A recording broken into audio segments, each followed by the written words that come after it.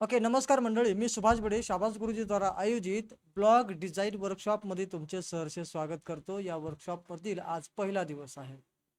पहिल्या दिवशी आपण ब्लॉग कसा तयार करायचा याविषयीची माहिती पाहणार आहोत. पण सुरुवात यापासून करणार आहोत की जिथे आपल्याला ब्लॉगची पूर्वतयारी पण करणं गरजेचं आहे. आणि शेवटच्या भागामध्ये आपला सर्वांचाच ब्लॉग आजच तयार होईल. ठीक आहे, आजच शेवटच्या भागामध्ये जेव्हा हा सेशन एंड होईल तेव्हा आज प्रत्येकाचा ब्लॉग तयारच झालेला असेल. आणि त्यानंतर उद्या आणि परवा बऱ्याच गोष्टी अजून बाकी असतील, त्या पूर्ण होतील. तर ब्लॉगची प्रिपरेशन म्हणजे नेमकं काय? तर एकदा ब्लॉग समजा आपण तयार केलाच, तो आज करणारच आहोत. ब्लॉग तयार करणं, फक्त तयार करणं हे 5 मिनिटाच्या आतला खेळ आहे. त्याच्यावर सेटिंग करणं हा थोडासा टेक्निकल भाग आहे. पण तो सगळा भाग हा वन टाइम असतो, एकदा करायचा असतो. त्याच्यानंतर रोज काय काम असतं मग आपल्याला? तर रोज काम असतं फक्त ब्लॉग लिहिणे, ब्लॉग लिहिण्यासाठी टॉपिक ठरवणे, टॉपिक ठरवला तर त्याच्यावरती लिखाण करणे, लिखाण केला तर त्याला सिस्टमॅटिक पद्धतीने मांडणी करणे आणि त्याला साजेशा अशा इमेज वगैरे बनवणे. तर ह्या सगळ्या गोष्टी ज्या असतात ना, ह्या निरंतर चालणारी प्रक्रिया आहे. म्हणजे कायम ते आपल्याला काम चालू ठेवावं लागतं. ब्लॉगचा सेटअप हा एकदा झाला, तो एकदाचा विषय आहे. तर त्यासाठीचा आपल्याला पूर्वतयारीचा भाग कायमस्वरूपी उपयोगी पडणारा आणि गरजेचा असा आहे. तर कायमस्वरूपी उपयोगी पडत असेल तर आपण पूर्वतयारी जितकी चांगली करू शकतो तेवढंच आपण ब्लॉगिंगमध्ये चांगल्या प्रकारे कामगिरी पण करू शकतो.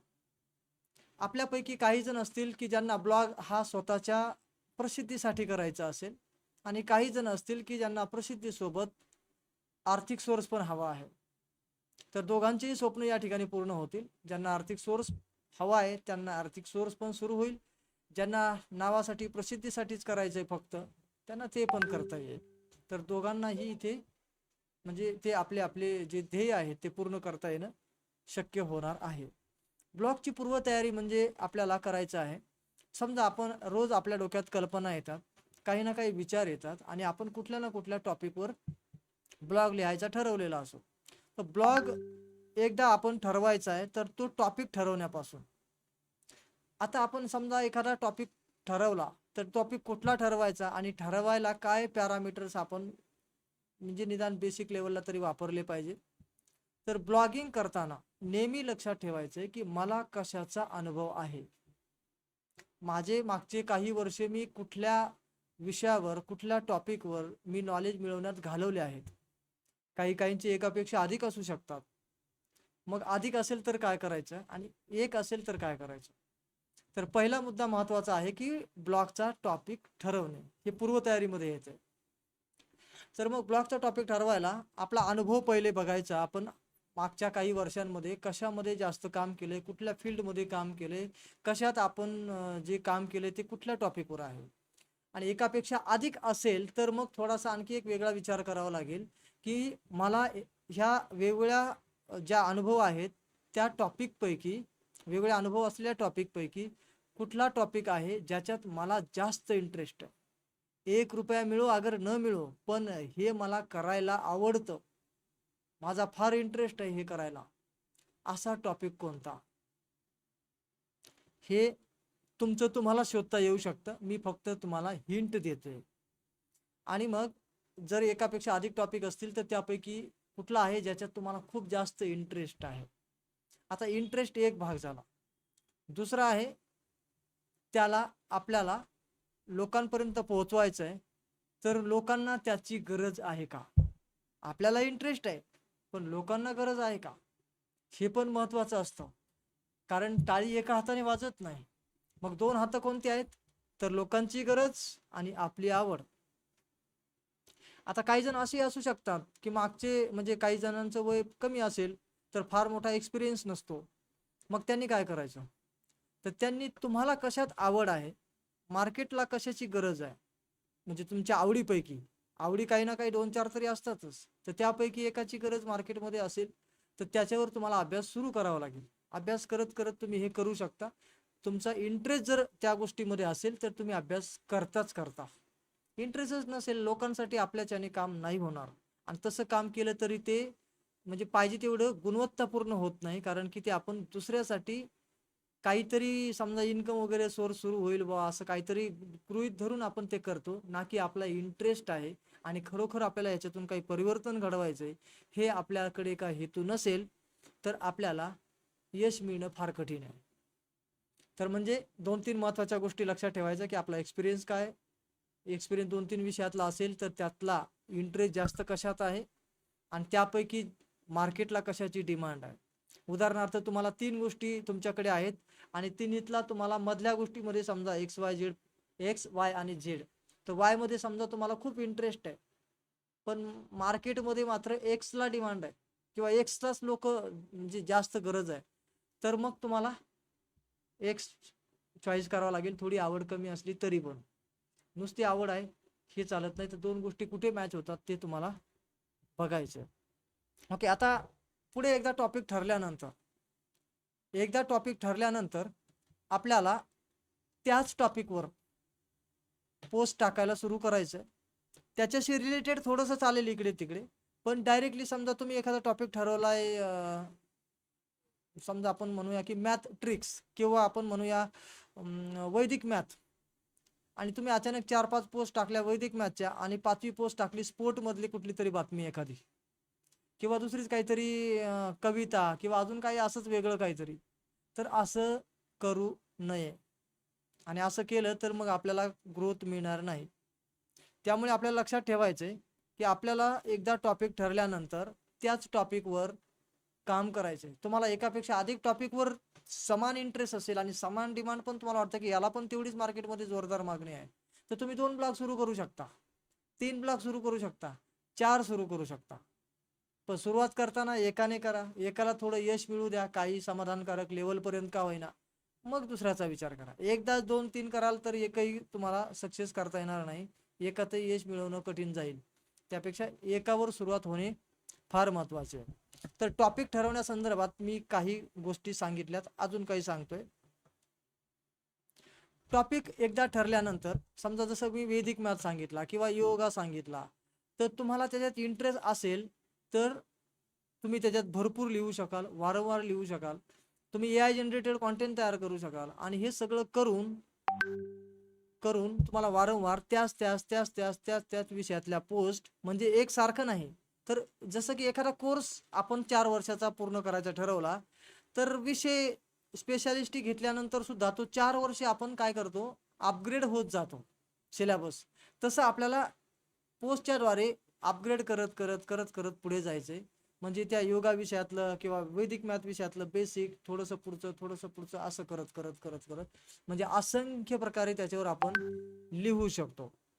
तर हे आपल्याला एकाच विषयाला धरून केलं तरच यश मिळतं. कारण गुगलचा अल्गोरिदम काय सांगतो, गुगलचा अल्गोरिदम आपल्या ब्लॉगवरती जे ट्रॅफिक येतो तर त्याला ऑब्झर्व करतो आणि त्याला हे कळतं की हा ब्लॉग कशाविषयी आहे आणि त्याविषयी जे लोक येत आहेत तर ते कुठल्या टॉपिकच्या रिलेटेड, कुठल्या वयातले, कुठले कसे कसे येतात हे त्याचं ऑब्झर्वेशन चालू असतं, जे आपल्याला दिसत नाही.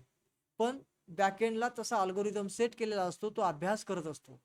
आणि वेगवेगळ्या फील्डमधल्या जर का पोस्ट तिथे येत असतील आणि वेगवेगळ्या तऱ्हेचा क्लाउड कधी असा कधी तसा असा जर येत असेल तर गुगल त्याला ॲडसेन्स अप्रूव्ह करत नाही. कारण की तो कन्फ्यूज होतो की ह्याचा नेमकं मास्टरी कशात आहे, ह्यांची हे नेमकं ओरिजिनल कॉन्टेंट देत आहेत की असंच काहीतरी जुगाडबंदी करत आहेत. तर याच्यावर पूर्ण तिथे कंट्रोल असतो. बाकी इतर व्हॉट्सअपला काही चालेल, कोणाचं कॉपी करा, पेस्ट करा, कोणीकडे पाठवा, काही व्हा, तिथे काही नाही अडचण.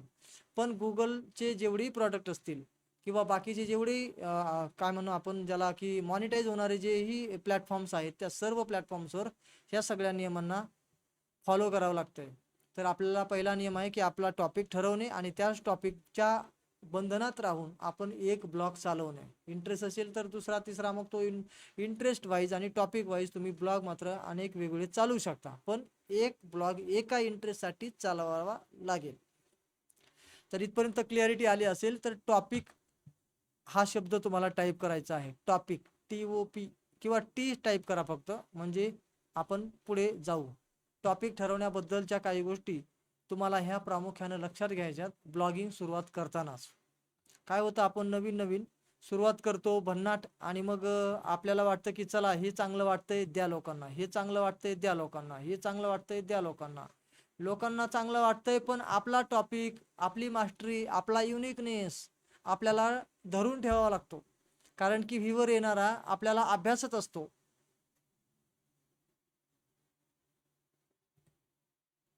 आपल्याला अभ्यासच असतो की हे नेमकं काय करतात आणि कशा पद्धतीची यांची एक्सपर्टी आहे हे लोक आपल्याला ऑब्झर्व करून चेक करतात.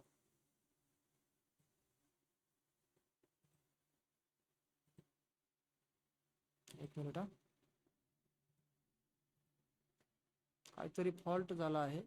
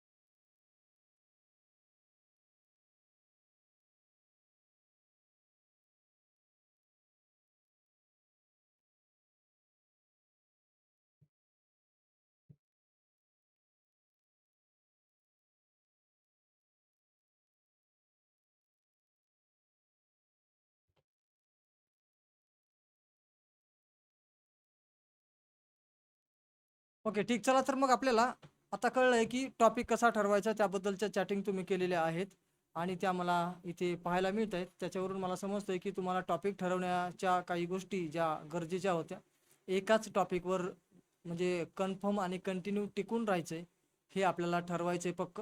आपल्या अनुभवानुसार आपली फील्ड कोणती आहे ती आधी ठरवायची आणि त्यानुसार आपण ब्लॉग लिहायला सुरुवात करायचं. आता लिहायला सुरुवात केल्यावर पुढची अडचण काय माहिती आहे का, लिहायला सुरुवात केल्यानंतर आपण लिहायचं कुठे, तर तू म्हणाल ब्लॉग त्यासाठीच तयार करायचा ना. तर ब्लॉग तयार करायचा त्याच्यासाठीच आहे, परंतु त्याची पूर्वतयारी काही जी असते ना ती बॅकएंडला आपल्याला करावी लागते. आणि बॅकएंडला काय तयारी करावी लागते, जसं की समजा तुम्हाला आता कुठेतरी समजा तुम्ही ड्युटीवरून घरी जात आहात किंवा घरातून तुम्ही कामावर जात आहात किंवा काहीतरी वेगळ्या कामात आणि वेगळे कुठेतरी असताना अचानक तुमच्या डोक्यात तुमच्या ब्लॉगविषयी टॉपिकविषयी एखादी आयडिया तुमच्या डोक्यात चमकली की मी जर याच्यावर लिहिलं तर, त्याच्यावर लिहिलं तर, हे लिहिलं तर, असं बरंच असंख्य आपल्याला आयडिया डोक्यात कधी कधी समजा आली अचानक, तर तिच्यावर काम करायचंय. त्या आयडिया कुठे लिहून ठेवायच्या, ब्लॉग कसे म्हणजे कच्चे ब्लॉग कुठे तयार करायचे, याच्याविषयी आता मी तुम्हाला स्क्रीन शेअर करून दाखवणार आहे. आणि ह्या टूलचा उपयोग तुम्हाला ब्लॉगची पूर्वतयारी करण्यासाठी प्रचंड प्रमाणात होणार आहे. तुम्ही समजा AI जनरेटेड कॉन्टेंट तयार केला तर तो सुद्धा आपल्याला त्या ठिकाणी विशिष्ट ठिकाणी मी आता सांगेल तसा तिथे तुम्हाला कच्चा ब्लॉग म्हणून आधी तिथे रिफाईन करण्यासाठी ठेवायचं आहे. त्याला रिफाईन करून पूर्ण अगदी इमेज वगैरे सगळं रेडी करून तिथे ते ठेवायचं आहे आणि ऐन वेळेला पब्लिश करायच्या वेळेला तुम्हाला पब्लिश करण्यासाठी तो वापरायचा आहे. तर मग हे कसं शक्य आहे, तर त्यासाठी आपण पुढे जाऊया. मी मात्र आता स्क्रीन तुम्हाला शेअर करून दाखवेल. आणि काही जण असतील की जे मोबाईलवर करत असतील किंवा मोबाईलवर इथे आलेले असतील, जॉईन झालेले असतील. डेस्कटॉप तुमच्याकडे असेल किंवा नसेल त्याने काही फरक पडत नाही. मोबाईलवर आणि डेस्कटॉपवर दोन्हीकडे पण ह्या गोष्टी करता येतात. मी मोबाईलची वाटल्यास स्क्रीन शेअर करतो. मोबाईलची स्क्रीन शेअर केल्यानंतर मग तुम्हाला ह्या सगळ्या गोष्टी मी मोबाईलवर आधी दाखवतो आणि त्याप्रमाणे मग तुम्हाला डेस्कटॉपवर हे कसं करता येतं ते पण समजावून सांगतो. ओके, तर स्क्रीन शेअर झाल्यावर फक्त तुम्हाला स्क्रीन सीन एवढा मेसेज द्यायचा आहे.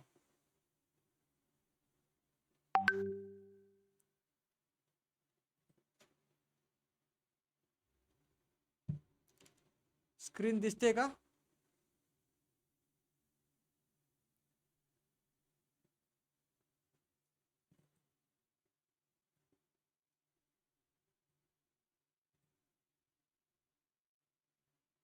ओके, दिसते, ठीक आहे.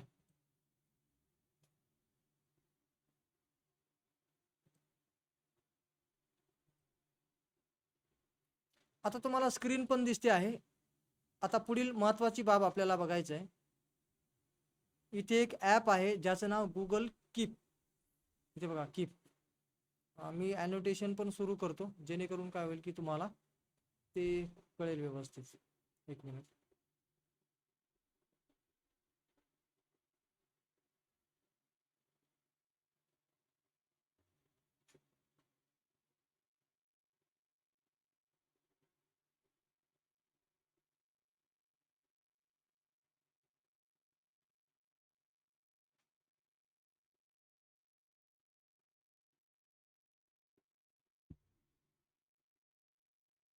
हे बघा इथे गुगल कीप असं तुम्हाला दिसतंय. हे ॲप गुगलनेच प्रोव्हाइड केलेलं आहे. तुम्ही प्ले स्टोअरवरून डाउनलोड करू शकता. कीप नोट्स नावाचा. ओके, तर तुम्ही AI जनरेटेड कॉन्टेंट तयार करा, डोक्यातल्या आयडिया वगैरे वगैरे सगळं जे काय ना तुम्हाला इथे कंबाईन करायचं आहे. ब्लॉगची प्रिपरेशन इथे तुम्हाला चांगल्या प्रकारे करता येईल. तर प्रिपरेशनसाठी याचा आपण उपयोग करणार. तर मी गुगल कीप नोट्सला ओपन करतोय. ओपन केल्यानंतर आपल्याला वरती इथे या ठिकाणी बघा एक लोगो दिसतोय जो माझा शाबाज गुरुजीचा आहे. तुमचा इथे काहीतरी जो लॉग इन आय डी वापरलाय तुम्ही त्यानुसार असलेला इथे तुम्हाला दिसेल. तर त्याच्यावर मी क्लिक करतोय पहा. तर इथे मला एक ईमेल आय डी दिसतोय या ठिकाणी, जो की मी लॉग इन आहे. शाबास गुरुजी आपलं सुभाष बडे 113@gmail.com. तर या ईमेल आय डीने मी इथे सध्या काय लॉग इन आहे. तर मग इथे लॉग इन असल्यानंतर आपल्याला जर का ईमेल आय डी बदलायचा असेल, तुमचा हा ईमेल आय डी फुल झालाय, तर तुम्ही दुसरा ईमेल आय डी वापरू शकता.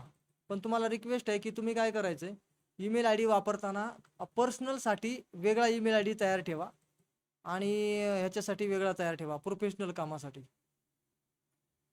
मग तसं जर आपण केलं ना तर आपल्याला हे जे काही कीप नोट्समध्ये जे काही आपण काम करणार आहोत ते पर्सनल काम वेगळं राहील आणि प्रोफेशनल काम वेगळं राहील. त्यासाठी आता मी जस्ट या ठिकाणी एक नवीन ईमेल आय डी याच्यातला कुठला तरी ओपन करतो. हा वाला ओपन करतो.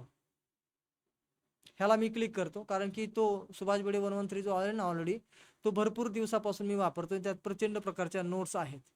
तर हा फ्रेशवाला आहे, नवीन आहे, तर त्याच्यावर मी जरा तुम्हाला प्रॅक्टिकल करून दाखवतो. पण तत्पूर्वी मी जो आहे वापरलेला जुना, त्याच्यात कसं ऑर्गनाईज करू शकतो आपण सगळं काम, ही मी या ठिकाणी आधी तुम्हाला दाखवतो. मी केलंय ऑर्गनाईज, तर तुम्हाला पण ते कसं करता येतं किंवा आधी प्रिव्ह्यू आपल्याला कळला ना की अशा प्रकारे हे काम आपल्याला इथे ऑर्गनाईज करता येणार आहे, तर तुम्हाला पुढे काम करणं अधिक सोपं वाटेल.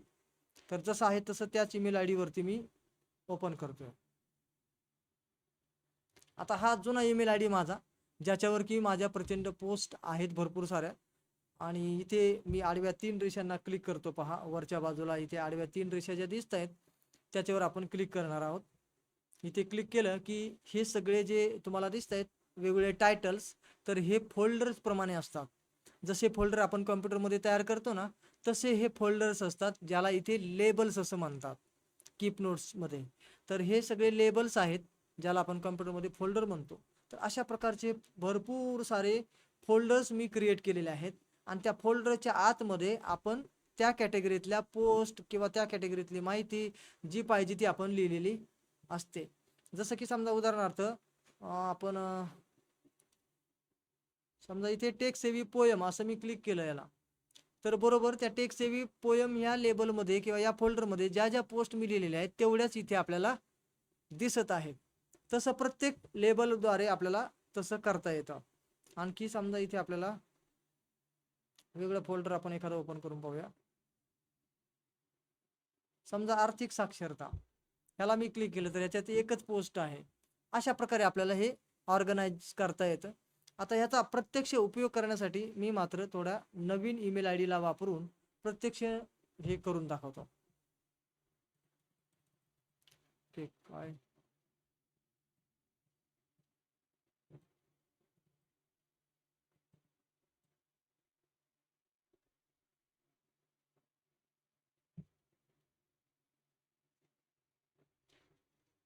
नवीन ईमेल आय डी इथूनच आतून चॉईस करतो मी. जेवढे डिव्हाइसवर आपल्या लॉग इन आहे तेवढे ईमेल आय डी इथे दिसतात. तर मी एक घेतो आणि या ठिकाणी काही पोस्ट आहेत जे ऑलरेडी मी तयार केलेले आहेत, तर ह्याला आपण काय करू, डिलीट करू, म्हणजे नव्यासारखं वाटेल. याला क्लिक, इथे हे बघा जी तयार झालेली पोस्ट आहे तिलाच इथे खाली ओपन केल्यावर 3 डॉट असतात, त्याच्यावर आपण क्लिक करूया आणि डिलीट करूया. ही पोस्ट गेली. ही एक पोस्ट आहे, तिला पण खाली 3 डॉट आहेत ओपन केल्यानंतर इथे या भागामध्ये, तर याला आपण क्लिक करूया आणि डिलीट करूया. तर ही पण पोस्ट गायब. आता एकदम इथे ब्लँक दिसते आपल्याला. तर अशा पद्धतीने तुम्ही पण जेव्हा नवीन कीप नोट्स वापरायला सुरू कराल, तर नवीन कीप नोट्स वापरायला सुरू केल्यानंतर हे असं ब्लँक दिसेल. आता आपल्याला सुरू करण्यासाठी या ठिकाणी प्लस बटन दिसतं एक सगळ्यात खाली, मोठंचे मोठं प्लस बटन आहे, तर त्याच्यावर क्लिक करून आपण नोट्स तयार करायला सुरू करू. याचं नाव नोट्स आहे, पण आपण ब्लॉग लिहिणार आहोत याच्यात, कच्चे ब्लॉग. जेव्हा केव्हा आपल्याला आयडिया डोक्यात येतात आणि चालता बोलता किंवा काहीही येतं आणि ते नंतर विसरून जातं, मग किंवा आपण डायरीवर कुठेतरी लिहितो, मग डायरी हरवून जाते, किंवा मग आपल्याला डायरी पाण्यात भिजली जाऊ शकते, किंवा काही होऊ शकतं. पण हा जो गुगल कीप नोट्सचा जो ॲप आहे ना, हा क्लाउड बेस ॲप आहे. म्हणजे आपल्या गुगल ड्राईव्हचा स्पेस हा वापरत असल्यामुळे आपला ॲप हा समजा डिलीट झाला, मोबाईल खराब झाला, नवीन मोबाईल घेतला, तरी सेम ईमेल आय डीने लॉग इन केल्यास याच्यावरती नोट्सवरती लिहिलेल्या सगळ्या A to Z नोट्स तुम्हाला दुसऱ्या मोबाईलमध्ये पण पाहता येतात. किंवा तुम्ही डेस्कटॉपमध्ये लॉग इन केलं सेम ईमेल आय डीने, तर तिकडे पण या सगळ्या नोट्स तुम्हाला पाहता येतात. म्हणजे की तुमचं काम हे एका विशिष्ट डिव्हाइसवर अवलंबून राहणार नाही, किंवा एखाद्या डायरीवर अवलंबून राहणार नाही, तर हे क्लाउड बेस्ड टेक्नॉलॉजीवर अवलंबून होईल. आणि त्यामुळे तुम्ही सेंट्रलाइज होणार. कुठेही आणि कोणत्याही डिव्हाइसमध्ये तुम्ही एका ठिकाणी काम केलं, सर्व डिव्हाइसमध्ये तुम्हाला पाहता येईल. तर त्यासाठी गुगल कीप नोट्स सुद्धा चांगला उपयोगी येतो. आणि गुगल आपल्याला 15 GB स्पेस प्रत्येक ईमेल आय डीसाठी जो देतो गुगल ड्राईव्हचा, तर तोच याच्यात वापरला जातो. ठीक आहे, तर या पद्धतीने आता आपण प्लस इथे नोट्स क्रिएट करण्यासाठी वेगवेगळे ऑप्शन्स आपल्यासमोर आहेत. हे बघा, इथे ब्रश आहे, इथे व्हॉइस आहे, आणि इथे इमेज पण आहे. म्हणजे आपल्याला इमेज सुद्धा ऍड करता येते. व्हॉइसद्वारे नोट्स टायपिंग करता येतात. ब्रशद्वारे काही अनोटेशन, आता एखादी गोष्ट असते की जी समजा आपल्याला व्ह्युअरला समजून सांगायची आहे, पण टेक्स्ट तर लिहिणारच आहोत आपण, पण त्याला सहाय्यकारी असं काहीतरी ड्रॉइंग आपल्याला काढून दाखवायचं आहे. टेक्स्टमध्ये सगळ्या गोष्टी एक्सप्लेन करता येत नाहीत, आणि मग तेच अधिक चांगलं एक्सप्लेन होण्यासाठी काही ड्रॉइंगची गरज असते, तेव्हा ब्रश टूल आपल्याला उपयोगी येईल. आणि त्याने आपण ड्रॉइंग छान पद्धतीने करून जे आपण टेक्स्ट लिहिलाय त्याच्या म्हणजे एक सपोर्टिव्ह असं एक ड्रॉइंग काढू शकतो, आणि ते ड्रॉइंग आपण या ठिकाणी ब्रशच्या सहाय्याने तयार करू शकतो. त्यासोबत कधी कधी आपल्याला गरज असते फक्त यादी बनवायची. समजा मला एखादा टॉपिक आठवला, लगेच तो टॉपिक इथे टाकून ठेवणे, दुसरा आठवला दुसरा टाकून ठेवणे, किंवा एखादा ब्लॉग आहे त्या ब्लॉगमध्ये लिहिताना काहीतरी आपल्याला आधीच मुद्दे आपण ठरवून ठेवलेत, आणि त्या मुद्द्या आधारे आपल्याला त्याचं डिस्क्रिप्शन लिहायचे प्रत्येक मुद्द्याचं वेगवेगळं. तर ते कसं म्हणजे अगदी स्मार्ट पद्धतीने करता येईल, तर ते आपण पाहणार आहोत. तर त्यासाठी हा शेवटचा जो चेक मार्क आहे ना, तो कामाला येतो यादी बनवायला. ठीक, चला तर आता मी प्लसच्या बटनला इथे मोठ्यावाल्या क्लिक करतो, हा वाला जो दाखवला होता तो, तर तिथे मी क्लिक करतोय. जसं मी या ठिकाणी क्लिक केलंय तसं आपल्याला 2 ऑप्शन दिसत आहेत, आणि पहिला ऑप्शन आहे टायटल आणि दुसरा ऑप्शन आहे नोट्स. तर या ठिकाणी आपल्याला टायटल काहीही आपण आता देऊया ट्रायलसाठी, आणि खाली नोट्स लिहायला पण चालू करूया. तर मी टायटलच्या ठिकाणी देतो, मराठीत लिहितो, माझी पहिली पोस्ट. ठीक, असंच एक टायटल दिलेलं आहे, तुम्ही योग्य ते टायटल देऊ शकता. आता खाली नोट्स आपल्याला लिहायचे आहे. तर आपण AI जनरेटेड कॉन्टेंट तयार करणारच आहोत, ते तर मी बेसिकमध्ये तुम्हाला सांगितले. आजच्या भागामध्ये गरज असल्यास त्याचा भाग घेऊच आपण, गरज असल्यास, कारण की ते ऑलरेडी मी बेसिकमध्ये घेतलेलं असल्यामुळे ते मला नाही वाटत इथे घेतलं पाहिजे. पण तुमची इच्छा असेल तर ते आपण पहिल्या दिवशी घेऊ शकतो, पुढे घेता येणार नाही, कारण पुढेचे टॉपिक अजून वेगळे आहेत. ठीक, तर इथे आपल्याला नोट्स लिहायला आपल्याला मिळालं आहे. तर इथे नोट्स समजा तुम्हाला काहीतरी आठवला टॉपिक, आणि त्यावरती तुम्हाला नोट्स लिहायची आहे, किंवा तुम्हाला इथे पोस्ट लिहायची आहे. पोस्ट आणि नोट्स काही एकच आहे, फक्त शब्द बदल आहेत. तर इथे मी जस्ट इथे व्हॉइसला क्लिक करेल कीबोर्डवरती. कीबोर्डवरती बघा वरच्या पीच्या वरच्या बाजूला व्हॉइसचं चिन्ह दिसते, माईकचं चिन्ह दिसते, ते तुमच्या पण कीबोर्डवरती असेल. तुम्ही जसं व्हॉट्सअपला तुम्ही व्हॉइस टायपिंग करत असालच तर तुम्हाला हे पण इथे वापरता येईल. जसं की मी उदाहरणार्थ इथे क्लिक करतो. नमस्कार मंडळी, आज आपण योगा दिन विषयी माहिती पाहणार आहोत. योगा हा खूप प्राचीन काळापासून आपल्या भारतामध्ये प्रचलित आहे. ओके, असंच काहीतरी. तर हे एक जस्ट ट्रायल होतं. तर असं आपण जेवढं काही बोलू, जेवढं काही आपल्या म्हणजे डोक्यात कल्पना येत आहेत तसं तसं आपण बोलून इथे एक पोस्ट पूर्ण करू शकतो. तर हे झालं या पद्धतीने. आता इथे पॉइंट वाईज वगैरे आपल्याला असं काही करायचं असेल तर मग आपण या ठिकाणी समजा हायलाईट करायचा एवढा भाग किंवा याला बोल्ड करायचं आहे. उदाहरणार्थ नमस्कार मंडळी, इथे मी क्लिक केलं आणि बघा खूप एक महत्त्वाचं आहे या ठिकाणी हे एचं असलेलं चिन्ह, याच्यावर आपण क्लिक करूया. सॉरी, योगा दिन इथे मी क्लिक करतो आणि एला क्लिक करतो. या ठिकाणी बोल्डला बी करतो. हे बघा बोल्ड झालेलं आहे. इटॅलिक करू शकतो, अंडरलाईन पण करू शकतो आणि याला H2 म्हणजे थोडंसं हेडलाईन सारखं देऊ शकतो किंवा H1 खूप मोठी हेडलाईन पण देऊ शकतो. तर आपल्याला जसं पाहिजे तसं. तर या पद्धतीने आपण हे केलं आणि बाजूला सरकलो तर आपल्याला अशा पद्धतीने हे दिसतंय. तर हे कशासाठी की जेणेकरून आपण जी पोस्ट लिहितो ती एकदम परफेक्ट होते का, बरोबर होते का आणि फॉर्मॅटिंग केल्यावर कशी दिसेल हे सगळं आपल्याला इथे करता येण्यासारखं आहे आणि याच्यामध्ये आपल्याला हे सहज करता येतं.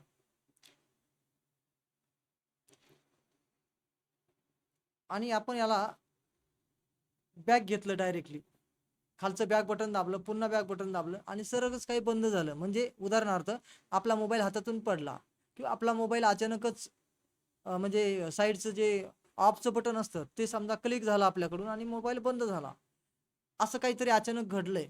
तर आता काय होईल, तर मी पुन्हा ती नोटला क्लिक करतो, कीप नोट्सला ओपन करतो आणि हे बघा हे सगळं जागेवर आहे. मी याला सेव्ह बटन क्लिक केलं नव्हतं आणि करायची गरज नाही, कारण की इथे सेव्ह बटनच दिलेलं नाही. ही cloud based technology with auto save mode या पद्धतीने चालते. त्यामुळे आपला एकही शब्द गायब होत नाही, इरॅस होत नाही, मनाने स्वतःहून डिलीट होत नाही. सेव्ह करायचं विसरलं म्हणून काहीही गायब होत नाही. तर अशा पद्धतीने अतिशय महत्त्वाची ही टेक्निक आहे जी आपल्याला नोट्स लिहायला, प्रिपरेशन करायला आणि कच्चे ब्लॉग इथे पूर्ण आपल्याला म्हणजे रिफाईन करण्यासाठी इथे ते सगळे ठेवायचे. आणि यानंतर मग आपण ब्लॉगची जी साईट तयार करणार त्याच्यात फक्त उचलायचंय, copy paste, image copy paste, झालं काम. तिकडे काहीही काम नसेल. ते जे सेटिंग बिटिंग काय असेल ते सगळं आपण 3 दिवसात करूनच घेऊ. पण नंतर कायम चालणारी ही जी प्रक्रिया आहे ही आपल्याला चांगल्या पद्धतीने जमली पाहिजे. आता मी बॅक घेतो आणि या ठिकाणी पहा, सॉरी याच पोस्टमध्ये समजा उदाहरणार्थ ही पोस्ट जशी आहे तशीच आपण घेऊ आणि इथे खाली जे प्लसचं बटन तुम्हाला दिसतंय थोडंसं इथे छोटंसं, इथे आपण क्लिक करतोय आणि या पोस्टमध्ये आपल्याला काही ॲडिशन करता येईल. काय करता येईल? फोटो घेता येईल, इमेज ॲड करता येईल, ड्रॉइंग ॲड करता येईल आणि रेकॉर्डिंग पण करता येईल आणि टिक बॉक्सेस पण करता येईल. पण सध्या आपण काय करूया, एक इमेज ॲड करूया किंवा ड्रॉइंग करूया. ड्रॉइंगला मी क्लिक करतो पहा आणि ऑटोमॅटिकच इथे एक व्हाईट बोर्ड ओपन झाला समोरच आणि या ठिकाणी खाली काही पेन वगैरे आहेत. त्या पेनाला जस्ट मी क्लिक केलं आणि आपल्याला पेनाची साईज, खालचे जे डॉट आहेत ना ब्लॅकवाले, तर ते लहान मोठे डॉट इथे दिसतात. पेनाची जी काही आपण लिहिण्याची जी साईज आहे तर ती किती मोठी आणि किती छोटी त्या डॉटवरून आपण ठरवूया. आणि कलर आपण घेऊया रेड. आणि मग आता बघा इथे मी ड्रॉइंग करतो. वाटते आपल्याला हे खूपच लहान होते, म्हणजे साईज तर थोडी मोठी घेऊया. ब्रश आहे हा.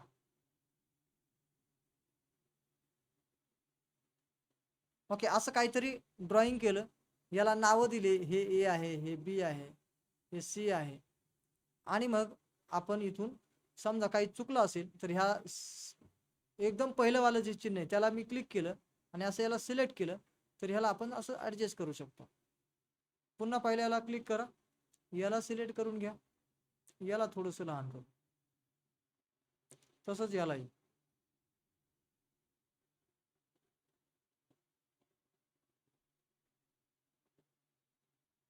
या पद्धतीने.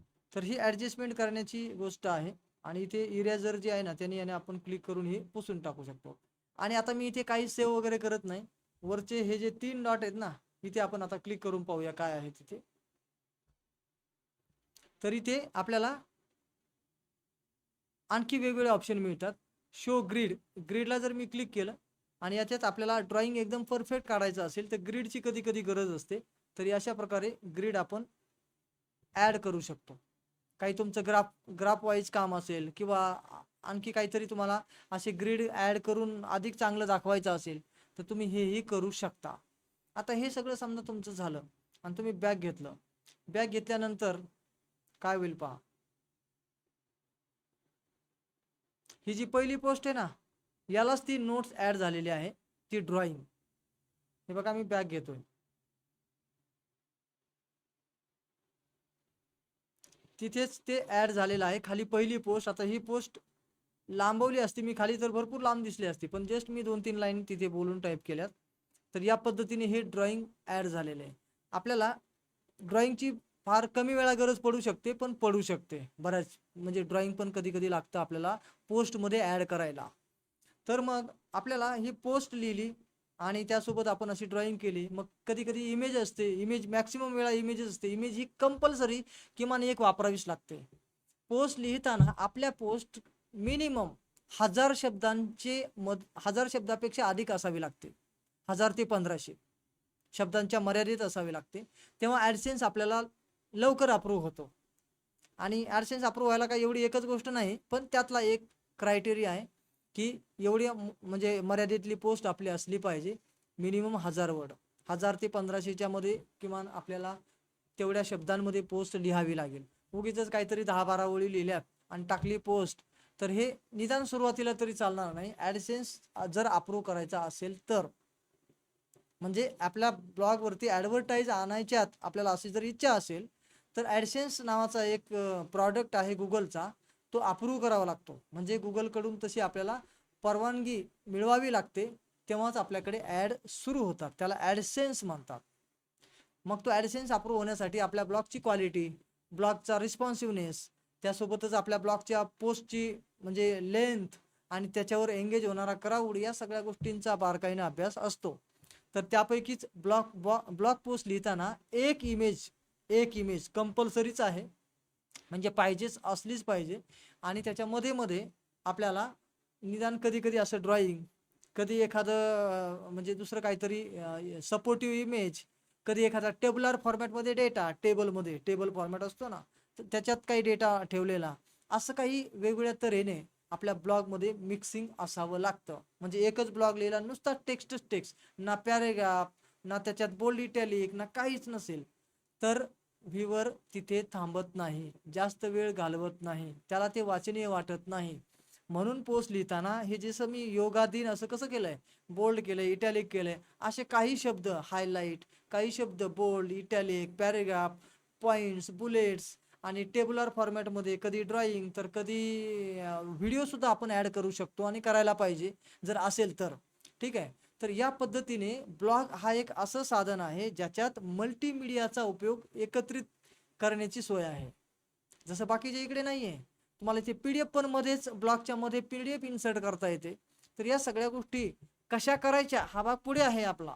जेव्हा आपण पोस्ट लिहायला सुरुवात करू, ब्लॉगवरती ही कॉपी करून पोस्ट तिथे टाकणार आहोत, तेव्हा तिथे तुम्हाला त्या बाकीच्या पण म्हणजे PDF मध्ये इन्सर्ट कशी करायची, व्हिडिओ कसा इन्सर्ट करायचा, किंवा लिंक कशी इन्सर्ट करायची. म्हणजे एखाद्या शब्दाला टच केलं तर तो आणखी काहीतरी ओपन करेल, हे याला म्हणतात लिंक इन्सर्ट करेल. तर ते कसं होईल, तर ते थोडं पुढे येईलच, पण आपण पूर्वतयारी इथे करतोय.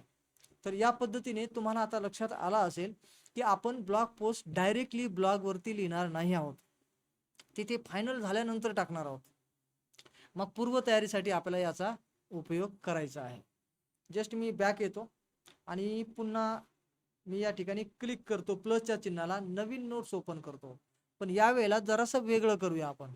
अगोदर काय होतं, आपण जस्ट एक पोस्ट लिहायला सुरुवात केली आणि गरज म्हणजे कधी कधी पडेल म्हणून आपण त्याला एक ड्रॉइंग जोडायचा प्रयत्न केला, ते जमलं.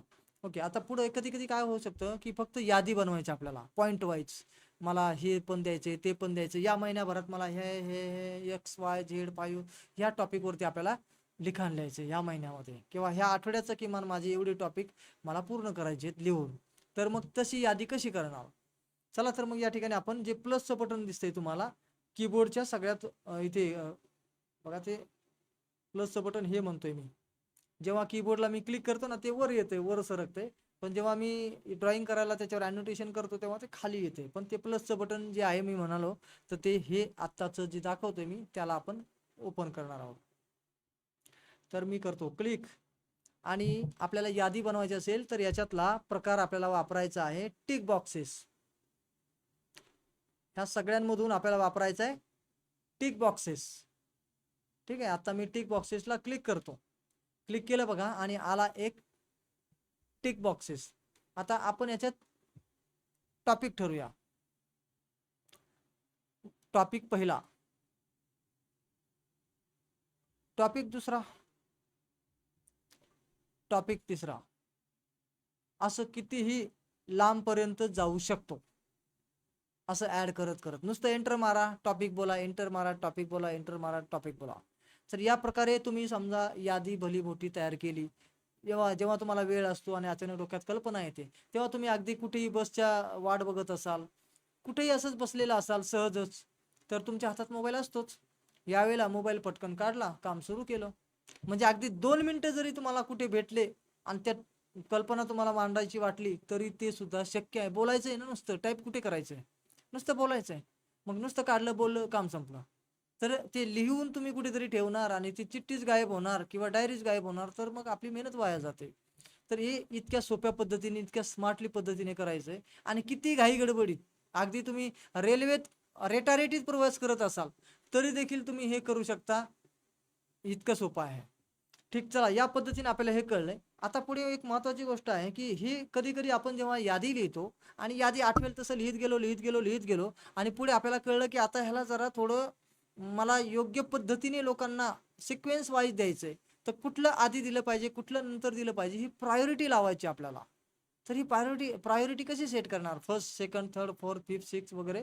तर ही प्रायोरिटी सेट करण्यासाठी हे जे 6 डॉट तुम्हाला दिसत आहेत प्रत्येकाच्या समोर, तर हे पकडायचे आणि त्याला खालीवर सरकायचे. हे बघा, पहिला टॉपिक आहे ना, त्याची समजा प्रायोरिटी मला थर्डला घ्यायची आहे, तर थर्डला घेतली. आणि दुसरं जे आहे ना त्याला फर्स्टला घ्यायचे, तिसरं फर्स्टला घेतलं. तर अशा प्रकारे आपण त्याला पकडलं त्या 6 डॉटला आणि खालीवरती त्याची प्रायोरिटी सरकवली. आता नेक्स्ट काय, तर समजा तुम्ही पहिल्या टॉपिकवरती काहीतरी लिहिलं आणि त्याचं काम तुमचं फिनिश झालंय दुसरीकडे, समजा कुठे दुसऱ्या नोट्समध्ये. मग तुम्ही याला टर्नर टिक, त्याच्यावर टिक केलं की बघा तो कसा या ठिकाणी दिसतोय. टास्क जो आहे ना तो चेक्ड आयटम मध्ये खाली आलाय. त्याच्यानंतर सेकंडला पुन्हा अजून एकदा टिक केलं, तोही आयटम पूर्ण झाला तुमचा, तर तोही खाली आला. पण कधी कधी असं होतं की आपल्याकडून तो पूर्ण झाला असं वाटतं, पण नंतर 2 दिवसाने आपल्याला आठवतं की अरे आणखी ऍडिशन करणं गरजेचं आहे त्याच्यात. तुम्ही पुन्हा त्याला क्लिक करा. मी पहिल्याला क्लिक करतो, त्याला अनचेक करतो, लगेच तो पुन्हा पहिल्या ठिकाणी आलेला आहे. तर अशा प्रकारे आपण लिस्ट बनवू शकतो. आता ही लिस्ट मी एक ब्लॉगिंगच्या आपल्या प्रोफेशननुसार त्याला थोडंसं तुम्हाला समजावून सांगितलंय. पण हे आपल्या वैयक्तिक लेव्हलला कुठलेही कामं करताना या कीप नोट्सचा तुम्ही अतिशय महत्त्वाच्या म्हणजे गोष्टी सेव्ह करण्यासाठी वापरू शकता. दुकानात बाजारात जाताना यादी करायची असेल किंवा अजून काय काय वेगवेगळ्या कामासाठी, किंवा शाळेतला इव्हेंट असेल किंवा आपल्या घरातला इव्हेंट असेल किंवा काहीही अशा काही गोष्टी, तर यावेळेला आपल्याला याचा खूपच उपयोग होतो.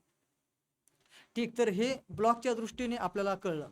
आता आणखी एक आपण दुसरा नवीन पोस्ट घेऊया आणि इथे आपण इमेज ऍड करूया. ओके, आता इथे काहीतरी मी बोलतो. माझी दुसरी पोस्ट. नमस्कार मंडळी, ब्लॉग डिझाईन ट्रेनिंगच्या आज पहिल्या दिवशी आपण ब्लॉगची पूर्वतयारी कशी करावी याविषयी माहिती पाहत आहोत. आणि यासाठी आपल्याला सर्वात उपयोगी पडतो तो म्हणजे Google keep notes app. Okay, हे काहीतरी उघड ट्रायल आहे. आता याच्यात आपल्याला जशी पोस्ट आपण लिहिली तशी ही समजा पोस्ट आहे, मग याला फॉर्मॅटिंग वगैरे करायचं ते करू शकतो, जसं की bold, italic, point highlighting bullet वगैरे काय जे काय करायचं, पण ते इथे फार जास्त सुविधा मिळत नाहीत. ब्लॉग पोस्ट जेव्हा आपण पेस्ट करतो तिथे जास्त सुविधा मिळतात, पण इथे एक जस्ट प्रिपरेशन तर होते. तर आपण या ठिकाणी आता इमेज ॲड करूया. म्हणजे जशी एक पोस्ट आपण टाकणार आहोत तिथे काय लागेल आपल्याला, इमेज पण लागेल आणि नोट्स पण लागेल. मग इमेज आपण अगोदर तयार कुठेतरी करायची आहे. तुम्हाला कुठला ॲप तुम्हाला इमेज तयार करायला सोपा वाटतो, यापूर्वी तुम्ही कुठे ना कुठे इमेज तयार केल्या असतील, तर तुम्ही कुठलाही म्हणजे इमेज एडिटिंगचा ॲप वापरू शकता आणि तुमच्या ब्लॉगच्या पोस्टसाठी इमेज तयार करू शकता. ठीक आहे, तयार झालेली इमेज आपण इथे जस्ट ॲड करू. मी या ठिकाणी प्लसचं जे बटन आहे, जे टिक बॉक्ससाठी मी वापरलं होतं तेच पुन्हा प्लसचं बटन क्लिक करतो आणि याच्यात आहे ॲड इमेज. ॲड इमेजला जसं मी क्लिक केलं तसं अल्बममध्ये जातो आणि या ठिकाणी आपण अल्बममध्ये जाऊन डाउनलोडमध्ये आलोय आणि एक इमेज मी इथे क्लिक केली आणि खाली ॲड आहे बघा, ॲड इथे बघा ॲड. तर ॲडला मी क्लिक करतो. आली इमेज. तर मी अगोदरच ऑलरेडी तयार करून ठेवलेली इमेज या ठिकाणी इन्सर्ट केली आणि आपला ब्लॉग खाली मी लिहितच आहे, वरती इमेज आहे वगैरे वगैरे. फायनल झाल्या की नंतर आपण ते तिकडे टाकणारच आहोत. तर या प्रकारे आपण पोस्ट लिहू शकतो. इथे कच्च्या पोस्ट, कच्चं सगळं रिफायनरी वगैरे सगळं करण्यासाठी आपल्याला याचा उपयोग करता येणार आहे. ओके, बरंच काही मी सांगितलं आहे आणि त्यातले अजून एक दोन पॉईंट राहिलेले आहेत. तर इकडे आपल्याला हे जे चिन्ह दिसतंय ना, तर इथून आपल्याला हे समजा पोस्ट आपली अपूर्ण राहिली आणि तुम्ही खूप घाई गडबडीत याला मध्येच सोडून दिले, तर तुम्ही पटकन इथे क्लिक करू शकता या घंटीच्या चिन्हावरती आणि ह्याला तुम्ही शेड्यूल करू शकता की कधी तुम्हाला ह्याचं काम पुन्हा करायला आठवण रिमाइंडर मिळाला पाहिजे. तर तुम्ही या ठिकाणी पटकन जाऊन तुम्ही रिमाइंडर सेट करू शकता. म्हणजे काय होईल की तुम्ही ही अर्धवट सोडलेलं जे काम आहे तुम्हाला तो रिमाइंडर देईल, हे तुमचं काम राहिलेलं आहे पूर्ण करून घ्या. तर हे तुम्ही इथे रिमाइंडर म्हणजे चूज डेट अँड टाईमला क्लिक करून कस्टम तुम्ही तारीख आणि वेळ ठरवू शकता. हे जे काही वरती डिफॉल्ट दिले टुमारो इव्हिनिंग, वेनसडे मॉर्निंग वगैरे, त्याच्याऐवजी तुम्ही चूज डेट अँड टाईमला जर क्लिक केलं तर तुम्हाला म्हणजे स्वतःहून पाहिजे ती डेट, पाहिजे तो टाईम आणि हे सगळ्या गोष्टी सेट करता येतील आणि त्या पद्धतीने त्याचा रिमाइंडर तिथे सेट होईल आणि तुम्हाला नोटिफिकेशन रिमाइंडर मिळेल की बाबा असं तुमचं हे काम, यासाठी तुम्ही नोटिफिकेशन रिमाइंडर लावलेला आहे. तर हे इथे करता येईल. तर मला वाटतं की आता गुगल कीप नोट्सच्या बद्दलची माहिती तुम्हाला पूर्ण समजावून सांगितली आहे, जी आपल्याला ब्लॉग पोस्ट लिहिण्यासाठी उपयुक्त आहे. याच्यावरच आपल्याला जास्तीत जास्त प्रिपरेशन करायचे. AI जनरेटेड कॉन्टेंट तयार केला तरी तो इथे टाकायचा आहे. त्याच्या फोल्डर्स आणि कॅटेगरी कशा करायचा हा आता पुढचा मुद्दा मी तुम्हाला समजावून सांगतो. म्हणजे काय की तुम्ही स्वतःहून बोलून टाईप केल्या काय आणि AI जनरेटेड म्हणजे ChatGPT, जेमिनीच्या द्वारे तयार करून घेतलेल्या कुठल्याही पोस्ट असो, तर तुम्ही पोस्टच्या मग आता इकडे काय करणार, पटापट तयार तर करणार आहात, पण आता त्याला फोल्डर करून ऑर्गनाईज कसं करणार. तर पहा, ते फोल्डर करून ऑर्गनाईज करायला तुम्हाला या ठिकाणी वरच्या आडव्या 3 रेषांना क्लिक करावं लागेल आणि क्लिक केल्यावर आपल्याला इथे दिसेल create new label. Create new label म्हणजे फोल्डरच म्हणूया, पण इथे लेबल असं नाव आहे. तर आपण या ठिकाणी ऑलरेडी मागच्या ट्रेनिंगमध्ये कधी शिकवताना मी advance training, exam topics, math exercise असं काही मी फोल्डर तयार केले समजा. पण आत्ता एक नवीन आपण करूया, क्रिएट न्यू लेबलला क्लिक करू. क्लिक केलं बघा आणि या ठिकाणी मी एक नाव देतो, जसं की आपण नाव देऊया योगा कॅम्प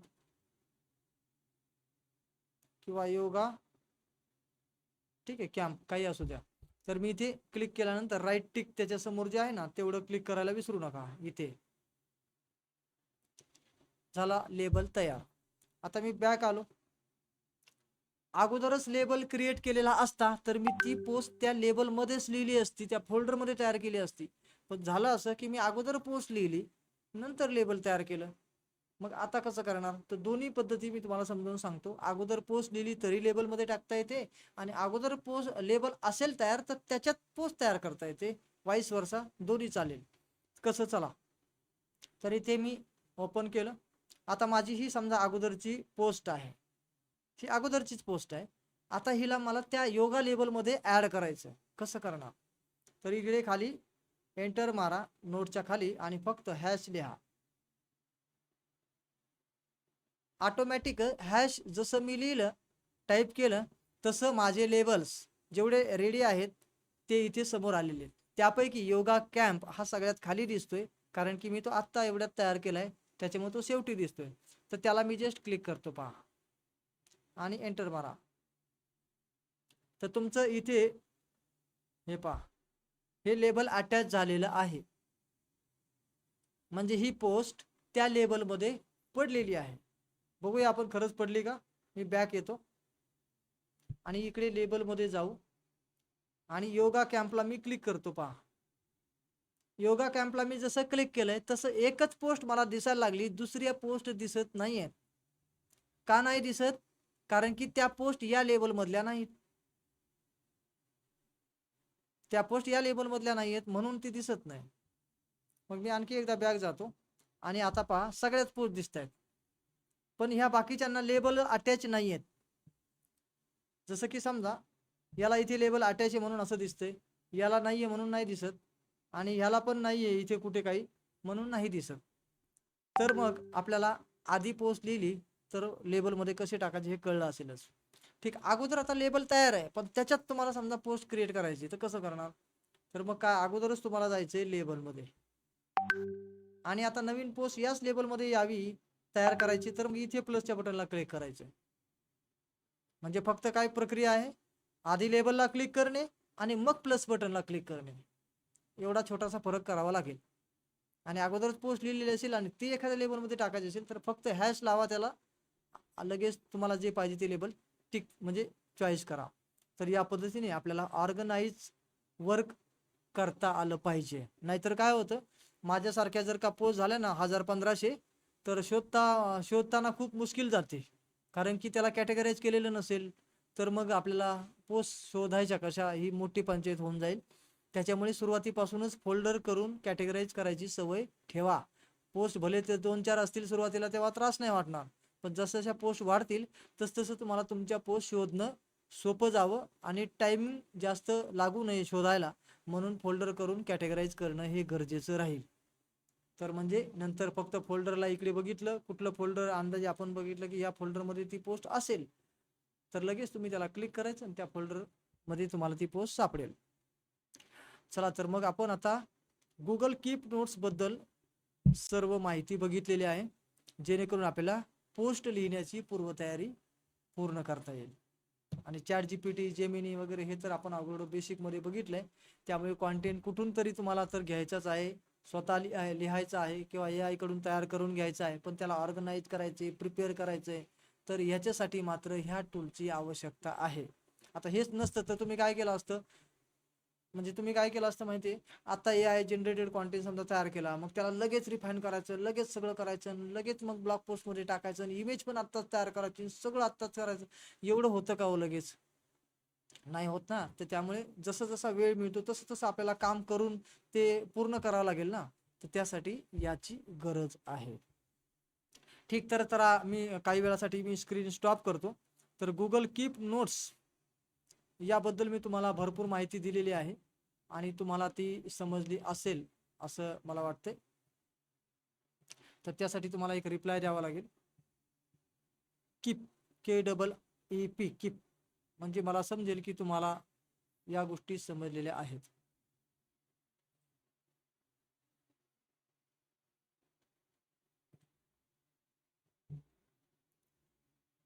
कीप हे ॲपचं नाव आहे, कीप नोट्स.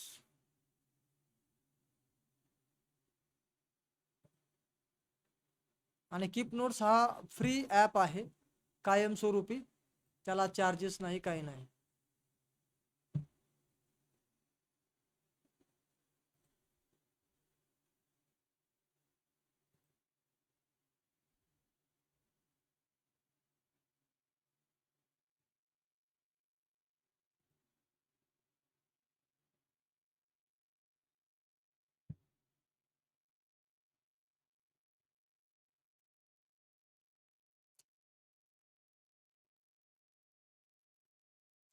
इमेजच्या संदर्भात खास करून तुम्हाला सांगायचे, ब्लॉग पोस्टच्या संदर्भातली जर इमेज असेल ना ती इथे नाही घेतली तरी चालेल. कारण की शेवटी तुमच्या गॅलरी जरी असली ना तरी तुम्ही पोस्ट टाकताना तुम्ही गॅलरीतून घेऊच शकता. शेवटी काय माहितीये का, तुम्ही जर का गुगल ह्याच्यात कसं फक्त थोडंसं आपल्या दृष्टीला बरं वाटतं, लिहिताना थोडा इंटरेस्ट येतो, अरे अशी पोस्ट तयार व्हायला लागली आपली, म्हणून ते इमेज समजा तिथे आपण म्हणजे घेण्याचा विचार करतो. पण माझं रिकमेंडेशन राहील की तुम्ही इमेज तयार जरी केली, इथे घेतलीच पाहिजे असं काही गरजेचं नाही. इमेज तुम्ही तयार, आधी ब्लॉग तयार करा आणि नंतर इमेज तयार करा, सिक्वेन्स लक्षात घ्या. त्याने काय होतं, आधी ब्लॉग पूर्ण तयार झाल्यानंतर तुमच्या डोक्यात म्हणजे तसं चित्र तयार होईल आणि त्यानुसार तुम्ही इमेज बनवू शकाल. लक्षात घ्या. त्यामुळे अगोदर इमेज तयार करण्याच्या फंद्यात पडूच नका. अगोदर टॉपिक आला डोक्यात, लगेच बोलून लिहून काढायचा.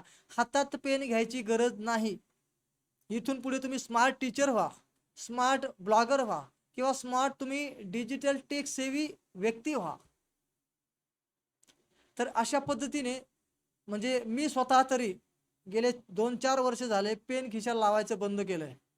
आणि डायरी पण मी असे डायरीची डायऱ्या माझ्याकडे मागच्या म्हणजे त्याच्या अगोदर जेव्हा मी डायरी बंद केली ना, त्याच्या अगोदर दरवर्षीची एक कॅलेंडर डायरी असायची. आणि त्या एवढ्या मोठ्या मोठ्या डायऱ्या एक वर्षभर रोज काही ना काही काही ना काही काही ना काही लिहून असे ग्रंथचे ग्रंथ तयार झाले. पण आता ती ठेवणार किती दिवस सांभाळणार त्याला. मग आता त्याच्यानंतर मी जेव्हा असं काही करायला लागलो, तेव्हा मला डायरीची गरज नाही. रिमाइंडर डायरी देऊ शकत नाही, हे रिमाइंडर पण देतो. ह्याला ओलं व्हायचं काम नाही, भिजायचं काम नाही, विसरायचं काम नाही, हरवायचं काम नाही. मोबाईल गायब झाला तरी दुसरा मोबाईल घेतला तरी तिकडे पण मिळते, सगळंच जमतंय ना, अडचण काय आहे. आणि लिहायचा वेळ वाचतोय. पेनाची शाई खराब करायची गरज नाही, पेपर खराब करायची गरज नाही. Save tree. हा, तर सगळेच फायदेच होणार असतील तर मग का नको. म्हणजे आपण झाडं वाचू शकतो, पाणी नाहीये झाडं जगवायला, तर मग झाडं कशाला, म्हणजे एक एक पान आपण खर्च करायचे. तर ते सुद्धा सगळं आपण इथे वाचू शकतो. आपल्याला बोलून टायपिंग करण्याचं एवढं तंत्रज्ञान वाढलेलं आहे, तर आपल्याला फास्ट सगळं काही काम करता येतं. लिहित बसायची गरज नाही, टायपिंग करायची गरज नाही. ओके, चला तर भरपूर सारे तुमचे रिप्लाय आलेले आहेत. आजचा टॉपिक तुम्हाला फार आवडला आहे, पण तर आपण पुढचा अजून टॉपिक राहिला आहे, तो आपण आता कंटिन्यू करूया. ब्लॉग तयार प्रत्यक्ष करायचा आहे. आज प्रत्येकाचा ब्लॉग इथेच तयार होईल आणि त्यानंतर ब्लॉग तयार झाल्यावर तुम्हाला त्याची एक URL म्हणजे तुमची जी लिंक असेल, वेब ॲड्रेस असेल, तो तुम्हाला एखाद्या विशिष्ट फॉर्ममध्ये मला पाठवायचा आहे. तो फॉर्म मी उद्या सकाळी तुम्हाला देईल आपल्या कम्युनिटी ग्रुपमध्ये. तिथे तुम्हाला तो फिल करायचा आहे, तुमचा याचा ब्लॉगचा जो ॲड्रेस असेल तो. आणि त्याच्यावर तुम्हाला मी जी कमिटमेंट केलेली आहे, लायसन्स थीम, लायसन्स डिझाईन जी मी तुम्हाला दाखवली होती, स्लायडर आणि ती एकदम प्रोफेशनल रिस्पॉन्सिव्ह डिझाईन, तर ती तुम्हाला ॲक्टिवेट करून दिली जाणार आहे. त्याच्यामुळे तुम्ही आज आपण ब्लॉग तयार करूया आणि त्या प्रत्येकाची ब्लॉगची जी लिंक आहे ती मला एका विशिष्ट फॉर्ममध्ये तुम्हाला भरून द्यायची. तुम्हाला तो फॉर्म जो आहे तो उद्या पाठवला जाईल वैयक्तिक. ठीक आहे. तर मागच्या बॅचमधले जे कोणी रिपीटर आहेत, तर ज्यांनी कोणी ही थीम घेतलेली आहे, तुम्हाला काही काळजी करायची गरज नाही. पण आपल्यापैकी असंही कोणी असेल की बा माझी डिझाईन त्यावेळेस तुम्ही घेतली नाही, पण आत्ता आवडलेली आहे, आत्ता घ्यायचे, तर तुम्हाला एक्स्ट्रा ₹600 पे करावे लागतील. रिपीटरवाल्यांसाठी बोलतोय मी. ज्यांनी आत्ता या बॅचसाठी ॲडमिशन घेतलेले आहेत त्यांना मात्र नाही तसं काही करायची गरज, तुम्हाला मात्र डायरेक्टली फॉर्म भरायचा आहे. ओके, ठीक. चला तर आपण पुढे कंटिन्यू करूया आणि आपला ब्लॉग तयार करायला सुरू करूया. प्रत्यक्ष आता ब्लॉग तुमचा तयार होईल. हे मोबाईलवर मी अगोदर करतो आणि मग डेस्कटॉपवर करतो. चला तर मग आपल्याला डेस्कटॉपवर करण्याच्या अगोदर मोबाईलची मी स्क्रीन शेअर करतो आणि तुम्हाला हे सगळं दाखवतो.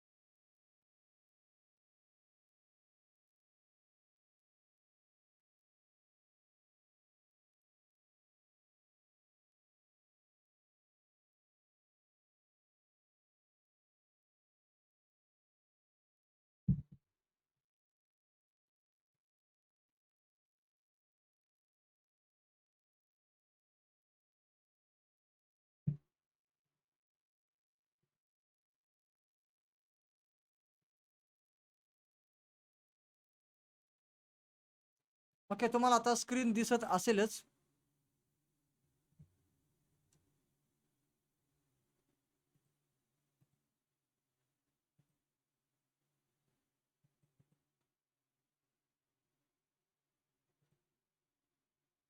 स्क्रीन दिसते का? SS टाईप करा.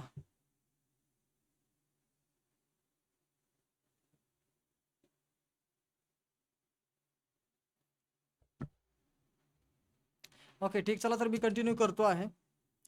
सगळ्यांनी चॅटिंग करायची गरज नाही. मी चॅटिंग ओनली होस्ट करतो, जेणेकरून एकमेकांना त्रास होणार नाही.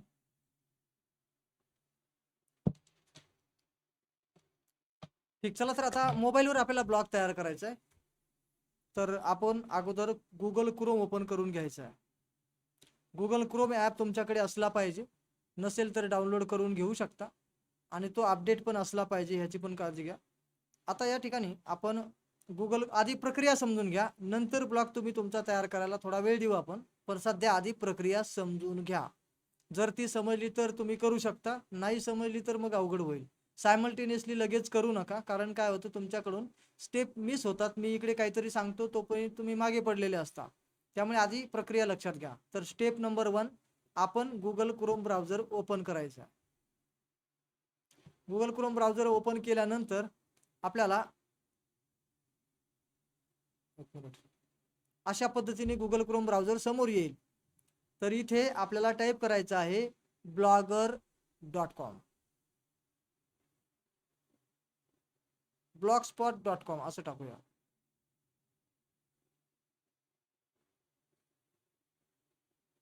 ओके, blogspot.com जसं मी टाकलंय ना, तसं ऑटोमॅटिकच माझ्याकडे माझा ब्लॉग ओपन झालाय, म्हणजे ब्लॉगचा अकाउंट ओपन झालाय. तसा तुमचा पण होईल, पण तुम्ही आधी गुगल क्रोम मध्ये लॉग इन असले पाहिजेत, तेव्हा हे असं ऑटोमॅटिक होईल. तर आता तुमच्याकडे काय होईल, जेव्हा तुम्ही गुगल क्रोम ओपन करून blogger.com असं तुम्ही टाईप कराल, तर त्यावेळेस मी तुम्हाला दाखवतो काय करावं लागेल. ब्लॉग्स, हे बघा, blogspot.com असं मी टाईप केलं. BLOG blog spot SPOT.com, blogspot.com. Enter मारला मी. एंटर मारल्यामुळे असं काहीतरी ओपन झालं, जे काही तुमच्याकडे होईल सुरुवातीला. मला सुरुवातीला ओपन एका दुसऱ्या ब्राउझरमध्ये करावं लागेल मला वाटते. एक मिनिट हा, मी इनकॉग्निटो मोड वापरतो. blogspot.com असं येईल बघा तुमच्याकडे. पण जर का तुम्ही गुगल क्रोम लॉग इन केलेला असेल तर असं येणार नाही. ठीक आहे ना. क्रिएट युअर ब्लॉग असं तुम्हाला क्लिक करावं लागेल कदाचित, कारण की माझ्याकडे हे मी आणि इनकॉग्निटो मोडमध्ये ओपन केल्यामुळे असं दिसतंय साइन इन म्हणतंय. पण साइन इन मला करण्याची गरज नाही, कारण की मी ऑलरेडी इथे गुगल क्रोममध्ये साइन इन आहे. फक्त तुम्हाला दाखवण्यासाठी मी तसं केलं होतं. ठीक आहे, तर आता यानंतर करायचं काय पुढे, तुम्हाला या वरच्या 3 डॉटला क्लिक करायचं आहे. कोणत्या? गुगल क्रोमला हे वरती 3 डॉट असतात बघा. blogspot.com ओपन केल्यानंतर स्क्रीन ब्लॅक आहे. ओके, स्क्रीन ब्लॅक आहे का? किती जणांना ब्लॅक दिसते त्यांनी ब्लॅक टाईप करा.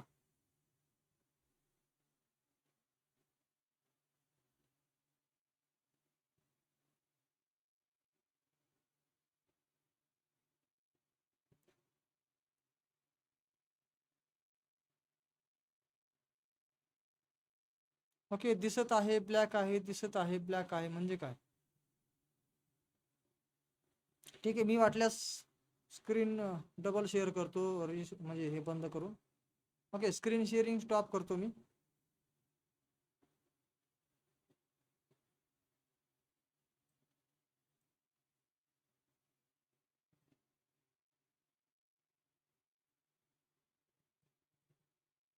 एकच मिनिट.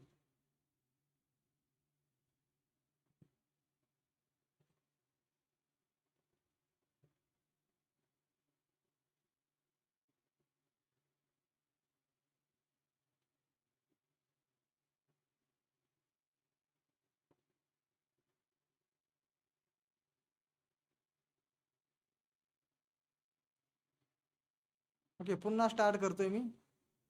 काहींना ब्लॅक दिसत का होती काही कळलं नाही, कारण की दिसायला तर सगळ्यांनाच पाहिजे ब्लॅक. ओके, स्क्रीन दिसते का?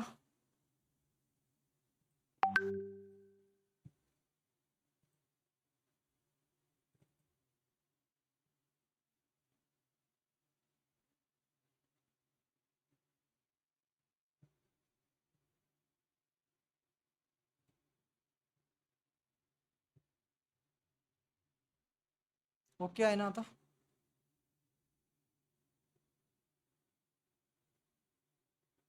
ठीक आहे, चला तर ओके तर आहे आता, अडचण नाही.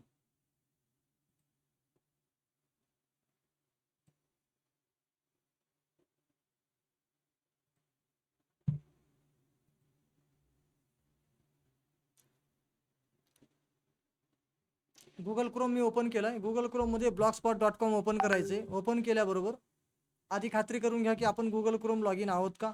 नसाल तरी पण blogspot.com ओपन केल्यावर तुम्हाला लॉग इन विचारलं जाईल, लॉग इन करून घ्या. आणि त्यानंतर इकडे आपल्याला वरचे जे 3 डॉट दिसत आहेत तिथे क्लिक करायचे. स्टेप लक्षात घ्या. पहिले blogspot.com ओपन करणे. ओपन झाल्यावर तिथे साइन इन असं करायला सांगितलं तर साइन इन करा, अन्यथा साइन इन ऑलरेडी असेल तर साइन इन काही विचारणार नाही. तर इथे तुम्हाला क्लिक करायचे वरती 3 डॉटला, आणि खाली इथे डेस्कटॉप साईट नावाचा ऑप्शन आहे बघा, इथे या ठिकाणी तुम्हाला क्लिक करायचे. डेस्कटॉप साईट त्या चौकोनात क्लिक करायचे. चौकोनात क्लिक केल्यानंतर ऑटोमॅटिकच ते छोटं होईल, हे बघा. आणि ऑटोमॅटिकच तुम्हाला एक वेगळा प्रिव्ह्यू दिसायला लागलाय. छोटं झालं आणि त्याची प्रिव्ह्यू बदलला आणि असे काही मेनू तुम्हाला समोर दिसायला लागलेत. थोडंसं मोठं करतो बघा मी, असं काहीतरी. ठीक आहे, तर तुमच्याकडे फर्स्ट टाइम असल्यामुळे अशी स्क्रीन येणार नाही. तुमच्याकडे कशी स्क्रीन येते ते पण सांगतो.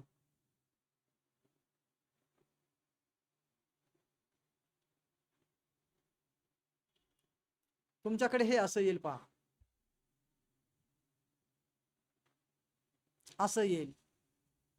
ओके, तर या पद्धतीने आल्यानंतर तुम्हाला तर आधी साइन इन विचारलं जाईल, तर ते साइन इन पण करून घ्या. आणि या पद्धतीने मी डेस्कटॉप साईटमध्ये ओपन केले तसं ओपन करून घ्या. ओपन झाल्यावर या ठिकाणी तुम्हाला विचारलं जातंय choose a name for your blog. मग इथे तुम्हाला ब्लॉगचं नाव द्यायचं आहे. तर ब्लॉगचं नाव तुम्ही नंतर पण बदलू शकता, हे पण लक्षात घ्या. असं काही नाही की बा आता नाव दिलं तर मग ते चेंजेस होणार नाही का, मग तुम्ही इथेच अडकून बसणार आणि इथेच विचार करत बसणार आता काय नाव देऊ, काय नाव देऊ. तर असं काही फार विचार करत बसू नका. लगेच प्रॅक्टिकल करताना तुम्हाला थोडं नंतर पुन्हा ते नाव कसं चेंज करता येतं कुठून ते पण दाखवेल. पण हे नाव चेंज करता येतं हे मात्र लक्षात ठेवा. म्हणजे एवढं काही फार सिरियस घेऊ नका. तर इथे आपण नाव देऊ सध्या ब्लॉग डिझाईन वर्कशॉप. ओके, हे एक टेस्ट आहे, सॅम्पल नाव आहे. आणि इथे नेक्स्ट बटन आहे बघा, आपण तिथे एक नाव द्यायचंय. नाव काहीही तुम्ही द्या, ते नंतर पण चेंज करायचं असल्यास करू शकता. आणि नाव दिल्यानंतर खाली नेक्स्ट बटन आपल्याला क्लिक करायचंय, जे की इथे नेक्स्ट बटन ऑरेंज कलर मध्ये दिसतंय. तर त्याला आपण क्लिक करूया. मी क्लिक केलं आणि त्यानंतर इथे विचारलं जातंय ॲड्रेस. आता हा ॲड्रेस तुमचा घरचा ॲड्रेस नाही टाकायचा. हा ॲड्रेस आपला नेटवरचा ॲड्रेस असेल. जसं की समजा shahbazguruji.com हा माझा इंटरनेटच्या दुनियेतला ॲड्रेस आहे. मला जर शोधायचा असेल तुम्हाला तर shahbazguruji.com हा माझा ॲड्रेस. जसा आपल्या घराचा ॲड्रेस आहे तसा हा इंटरनेटच्या दुनियेतला ॲड्रेस. तसा तुमच्या ब्लॉगसाठीचा इंटरनेटच्या दुनियेतला ॲड्रेस काय असेल. तर हे blogspot.com जे आहे ना तुम्हाला इथे दिसते शेवटीला, तर हे blogspot.com कंपल्सरी इथे राहीलच. blogspot.com आणि तुम्हाला त्याच्या अगोदर काहीतरी इथे टाईप करावं लागेल. मग ते काय तुम्हाला तुमच्या ब्लॉगच्या टॉपिकनुसार एखादं नाव तुम्ही देऊ शकता, जेणेकरून म्हणजे ते काय होईल, इथे समजा subhashbade.blogspot.com असा ॲड्रेस तयार होईल. तुम्ही ह्या blogspot.comच्या अगोदर काहीतरी वर्ड टाकायचं आहे. टाकताना मात्र त्याच्यात स्पेस द्यायचा नाही. ते सगळं स्मॉलच लिहायचं आहे. कॅपिटल लिहून पण काही फायदा नाही, ते ऑटोमॅटिकच ते स्मॉलमध्ये कन्वर्ट होतं. त्यामुळे आपल्याला इथे नाव द्यायचंय. जेवढं तुम्हाला छोटं म्हणजे देणं शक्य होईल तेवढं द्या. फार लांब लचक उलट देऊ नका. छोटं जेवढं असेल तेवढं चांगलं आहे. तर आणि त्यातली त्यात तुमच्या टॉपिकला कुठेतरी साजेसं असेल तर अधिक बेस्ट आहे. ठीक आहे ना. तर या पद्धतीने म्हणजे योगा, समजा तुम्ही ब्लॉग चालवता योगाच्या विषयावर, समजा योगा विथ मी .blogspot.com असं काही असू शकतं तुमचं जे काही तुम्हाला लिहायचं आहे. पण जस्ट आपण इथे ट्रायल काहीतरी नाव टाकूया. ॲड्रेसमध्ये समजा टाकूया. ॲड्रेस पण तुम्हाला बदलता येतो बरं, पण ॲड्रेस बदलणं हा एकदा दोनदा समजा तुम्ही बदलू शकता. जोपर्यंत तुम्ही ब्लॉग पब्लिश करत नाहीत आणि डेडिकेटेडली त्याच्यावर तुम्ही काम करायला सुरुवात करत नाही, त्याच्या अगोदर तुम्ही ॲड्रेस बदलू शकता. नंतरही बदलू शकता, पण बदलल्यावर जेवढ्या लोकांपर्यंत आपला ब्लॉग गेलाय त्या सगळ्यांना पुन्हा त्याच लिंकवर ब्लॉग ओपन होत नाही, कारण की लिंक बदललेली असते आपण इकडे ॲड्रेस चेंज केल्यामुळे. म्हणून ब्लॉगचा ॲड्रेस बदलायच्या भानगडीत म्हणजे पहिले 2-4 दिवस जोपर्यंत तुम्ही प्रसिद्ध करत नाही, लोकांपर्यंत शेअर करायला सुरू करत नाहीत, त्याच्या आतमध्ये करायला हरकत नाही. एकदा लोकांपर्यंत शेअर करायला सुरू झाल्यावर मग मात्र ॲड्रेस चेंज करणं थोडंसं धोक्याचं आहे, किंवा मग रिस्क घ्यावी लागेल, किंवा माझे जेवढे ऑडियन्सपर्यंत गेलाय तेवढे गेले चालतील, पण मला ॲड्रेस चेंज करायचाच आहे, तर मग करू शकता. ठीक, तर मी इथे एक नाव देतो. काय नाव या देऊया इथे? समजा मी देतो सुभाष.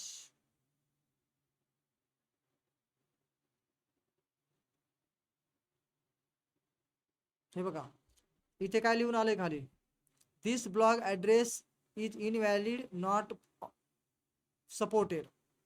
याचा अर्थ काय की हे नाव ऑलरेडीच कोणीतरी घेतलंय. म्हणून तुम्हाला सुद्धा इथे नाव टाकल्यानंतर असा जर एरर आला तर घाबरून जाऊ नका.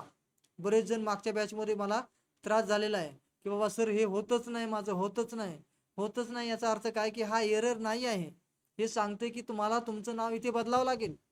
हा ॲड्रेस युनिक असतो. जगात फक्त एकट्याला एक ॲड्रेस दिल्यानंतर पुन्हा गुगल दुसऱ्याला तो देत नाही. तर त्यामुळे हे असं दिसतंय. त्यामुळे आपल्याला इथे नाव बदलायचे, बस काही नाही. आपली इथे मी बडे करतो, तरी पण घेतंय का? घेतंय. बघा, दिस ब्लॉग ॲड्रेस इज अवेलेबल. असं जर तुमच्याकडे आलं तर तुम्हाला पुढे जाता येईल, तोपर्यंत पुढे जाता येणार नाही. त्यामुळे इथे एरर आला तर समजून जायचं किंवा आपल्याला नाव बदलायचंय, ना की हा कुठला एरर आहे जे की मी सॉल्व्ह करणं गरजेचं आहे. ठीक, तर इथे blogspot.com ऑलरेडी पुढे ते असणारच आहे, ते आपण सध्या नाही काढणार. तर आपण पुढे आता सेव्ह करणार आहोत. इथे सेव्ह, हे सेव्हचं बटन आहे ना, हे सेव्ह करायचं आहे. आणि काही काहींना वाटेल बा हे blogspot.com हे असलं नकोय, डायरेक्ट subhashbade.com, shahbazguruji.com असं पाहिजे, माझं नाव .com, yogawithme.com असं पाहिजे. हे असलं blogspot.com हे असली झंझट नको. तर ते पण तुम्हाला आपल्या बोनसमध्ये सांगितलंय.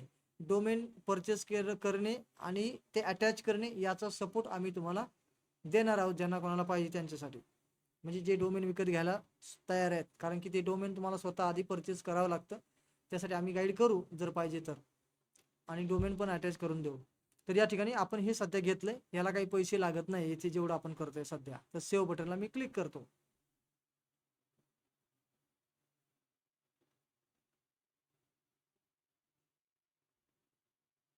सेव्ह बटनला जसं क्लिक केलं तसं हे ब्लँक झालेलं आहे आणि समोर आपल्याला लिहून आलंय नो पोस्ट. आपला ब्लॉग तयार झाला आहे, फक्त पोस्ट नाही असं सांगतंय. मग तयार झालाय म्हटल्यावर लिंक कुठून काढायची आपल्या ब्लॉगची ते पहा. महत्वाची गोष्ट आहे, शेवटची स्टेप. आपले ब्लॉग तयार झालेला आहे. तर इथे आपल्याला या 3 रेषांना क्लिक करायचे बघा, ह्याच्यात मेनू लपलेले असतात. तर याला आपण क्लिक करूया. जसं मी क्लिक केलं ना तसं याच्यामध्ये थोडंसं मी झूम करून दाखवतो. सगळ्यात खाली तुम्हाला व्ह्यू ब्लॉग दिसतंय का? इथे बघा व्ह्यू ब्लॉग, ह्याला तुम्हाला टच करायचं आहे आपल्या ब्लॉगचा ॲड्रेस कॉपी करण्यासाठी. तर मी इथे एक व्ह्यू ब्लॉगला करतो क्लिक. आधी हा माझा ब्लॉग तयार झाला, हा ब्लँक आहे, गुगलने डिफॉल्ट दिलेली डिझाईन आहे वगैरे वगैरे, काही का असे ना, पण ब्लॉग माझा तयार झाला. मग आता ॲड्रेस कॉपी करायचा, कुठून करायचा? तर वरच्या सर्च बारमध्ये आपला ॲड्रेस इथे आहे, त्याच्यावर आपण टच करूया. मी केलं टच आणि या ठिकाणी कॉपीचं बटन आहे बघा, याला कॉपीला क्लिक करा. तिथे मी कॉपी करतो आणि आपल्या व्हॉट्सअपच्या ग्रुपमध्ये शेअर करतो, सध्याच्या कम्युनिटी ग्रुप आपल्या जी काय आहे ती.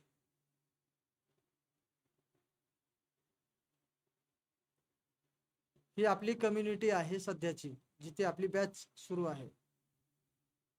तर हा माझा ब्लॉगचा ॲड्रेस काय आला इथे, https://subhashbade.blogspot.com. मी सुभाष बडे टाईप केलं होतं तुमच्यासमोर आणि blogspot.com हे रेडीमेडच होतं आणि माझा झाला ब्लॉग तयार. तर अशा प्रकारे ब्लॉग तुम्हाला तयार करून तुमचा URL तुमच्या घरच्या इतर मोबाईलवर कुठेही तुम्ही सेंड करून ठेवा. म्हणजे उद्या मी जेव्हा तुम्हाला फॉर्ममध्ये टाकायला सांगेल तेव्हा तुम्हाला तो टाकायचा आहे. तर या प्रकारे आपला ब्लॉग तयार झाला.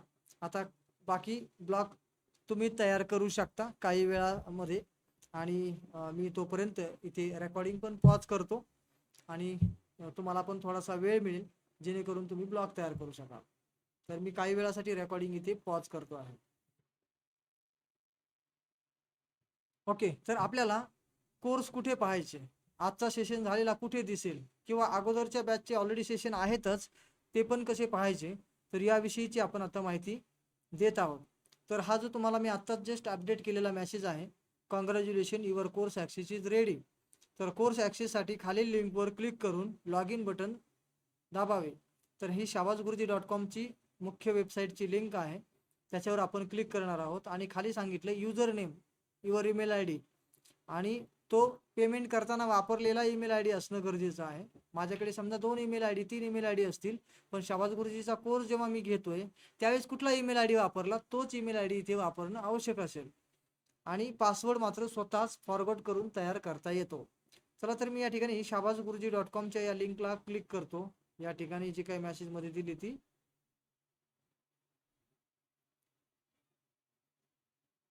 आणि अशा प्रकारे हे खाली यायचंय आणि इथे लॉग इनचं बटन आहे, इथे पहा लॉग इन. तर हे लॉग इन आपण या इथे चावीवरती क्लिक करून लॉग इन करून घ्यायचे. लॉग इन करून घेण्यासाठी मी त्याच्यावरती क्लिक केलं आणि इथे आपल्याला ईमेल आय डी टाकायला सांगितलं गेलंय आणि खाली पासवर्ड सांगितला गेलाय.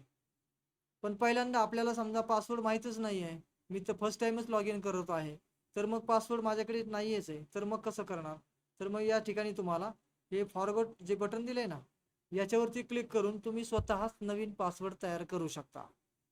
ठीक आहे, आणि नवीन पासवर्ड तयारच होत नसेल तर तुम्ही आम्हाला तसं कळवा वैयक्तिक व्हॉट्सअपवर, किंवा नवीन पासवर्ड तयार होत नाही आणि म्हणजे तुमचा ईमेल आय डी पेमेंट करताना मी हा वापरलेला आहे, तर आम्ही इकडे व्हेरीफाय करू की आमच्याकडे जो आलेला ईमेल आय डी आहे आणि तुम्ही जो टाईप करत आहात काही कुठे थोडेफार मिसमॅच जर असेल तर असं होऊ शकतं. म्हणजे की पेमेंट करताना तुम्ही ईमेल आय डी वापरताना काहीतरी एखादा अक्षर मिसमॅच झालेला आहे किंवा एखादा स्पेस एक्स्ट्रा कमी जास्त झालेला आहे किंवा gamil.com वगैरे असं काहीतरी झालेलं आहे, तर मग आपल्याला ती दुरुस्ती करावी लागते. तर आम्ही ती बॅकएंडला करून व्हेरिफिकेशन ती दुरुस्ती करून तुमचं पासवर्ड सुद्धा तयार होईल.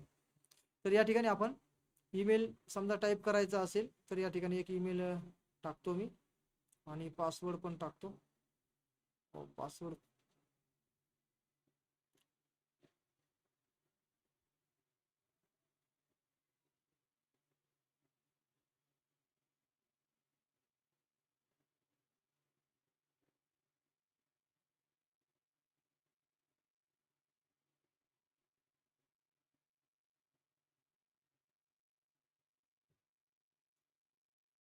ओके, पासवर्ड माझ्याकडून काहीतरी चुकीचा येतोय.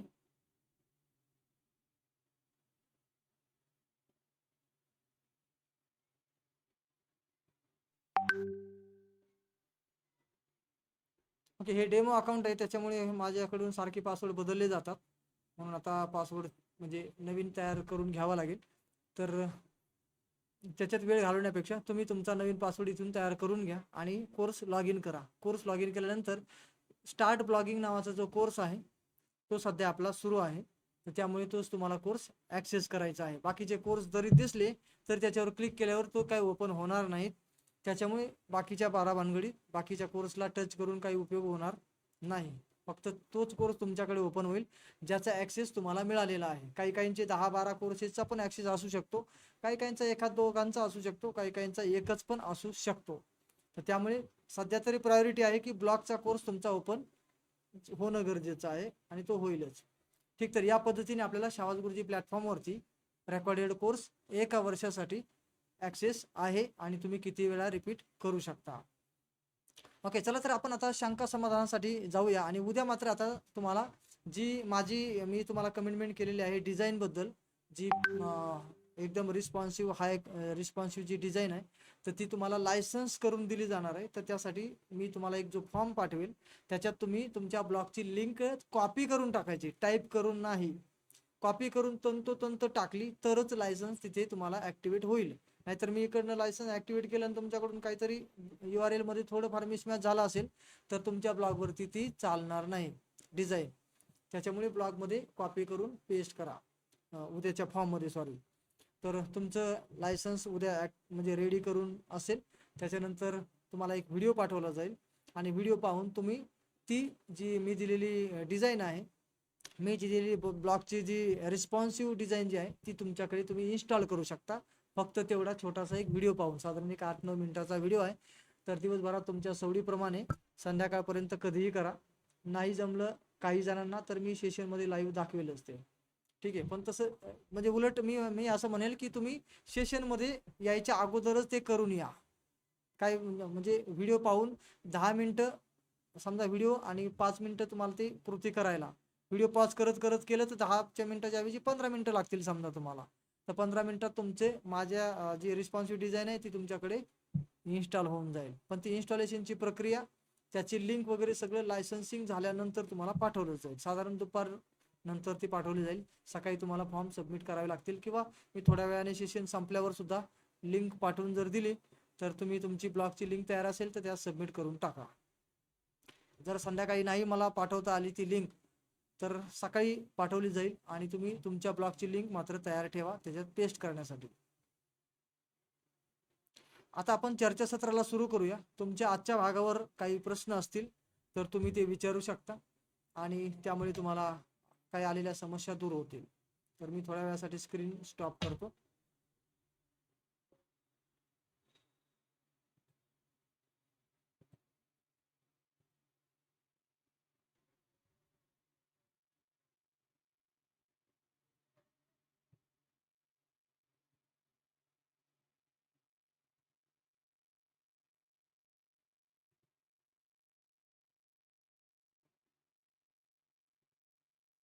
ओके, तुम्हाला स्वतःहून आता बोलता येईल. आपण स्वतःच माईक चालू करावा आणि प्रश्न विचारावा. बाकीच्यांनी लगेच जाण्याची घाई करण्याऐवजी थोडं थांबून राहा. कारण काय होतं की आपल्याकडे प्रश्न नसला पण दुसऱ्या कोणीतरी प्रश्न विचारला तर त्याचं कदाचित उत्तर आपल्याला माहिती नसतं आणि ते आपल्याला गरजेचं असतं. त्याच्यामुळे थोडं अजून काही वेळ जर का तुम्ही थांबला तर चर्चासत्रातून सुद्धा अजून काही गोष्टी तुम्ही शिकू शकाल. ज्यांना प्रश्न विचारायचा आहे त्यांनी स्वतःहूनच माईक सुरू करा आणि आपला प्रश्न सांगा. दुसरं कोणी बोलत असल्यास आपला माईक सुरू ठेवू नका. बोलायच्या वेळेला बरोबर माईक सुरू करून बोलायचं झाल्यावर बंद देखील करा. हॅलो सर सर, माझा ब्लॉग तयार झालाय पण मी त्याचा ऍड्रेस आहे ना तो कॉपी करायचा विसरली. विसरलात म्हणून काय झालं, पुन्हा करा ना. तो काही कुठे गेलेला थोडी असतो, तुमच्या तिथेच आहे. फक्त व्ह्यू ब्लॉगला क्लिक करायचंय. पुन्हा कितीही वेळा करा ना तुम्ही, काय अडचण नाही. अच्छा, ओके. व्ह्यू ब्लॉगला तुम्ही कितीही वेळा क्लिक केलं ते काही बटन गायब होणार नाही. त्याच्यामुळे पुन्हा तुम्ही तो लिंक कॉपी करू शकता. सर मी व्ह्यू ब्लॉगला बघितलं पण ते कॉपी करायला येत नाहीये. व्ह्यू ब्लॉगला क्लिक केल्यावर काहीतरी ओपन होत असेल ना. हा, सरस्वती स्कूल असं ब्लॉगचं नाव दिसते वर आणि ते स्क्रीन दिसते. मग ती वरती जे आहे ना सर्च बार मध्ये ते कॉपी करायचं असतं. हा, ओके. ती लिंक असते सर्च बार मधली.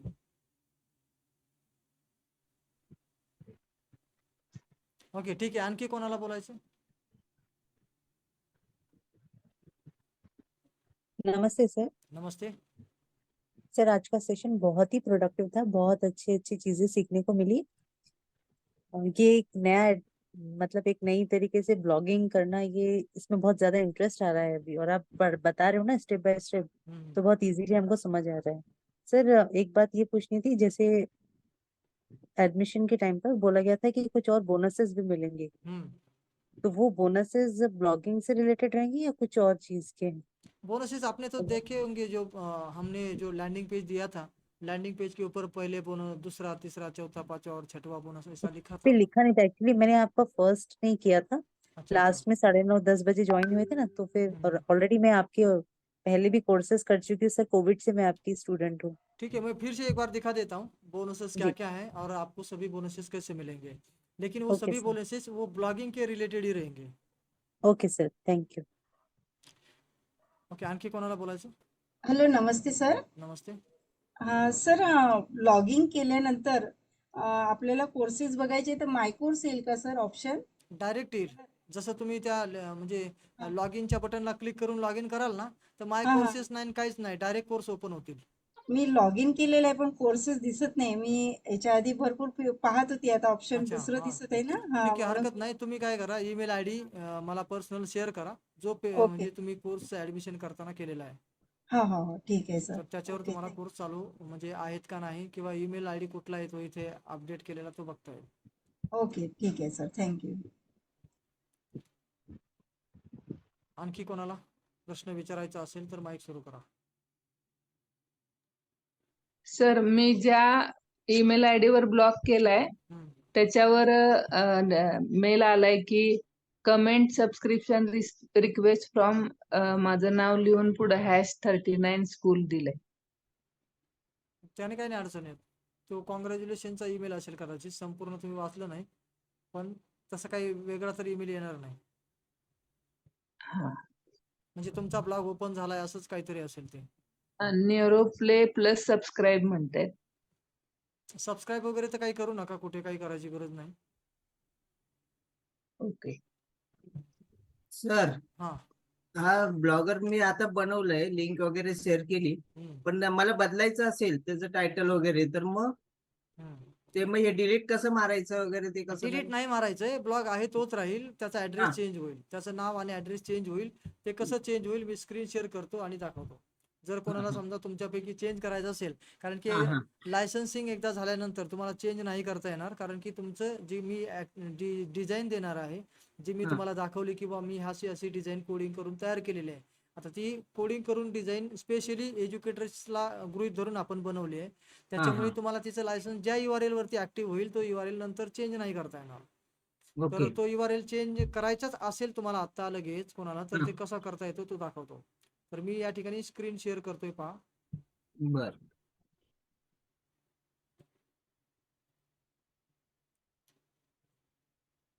आता तुम्हाला स्क्रीन दिसत असेलच ना.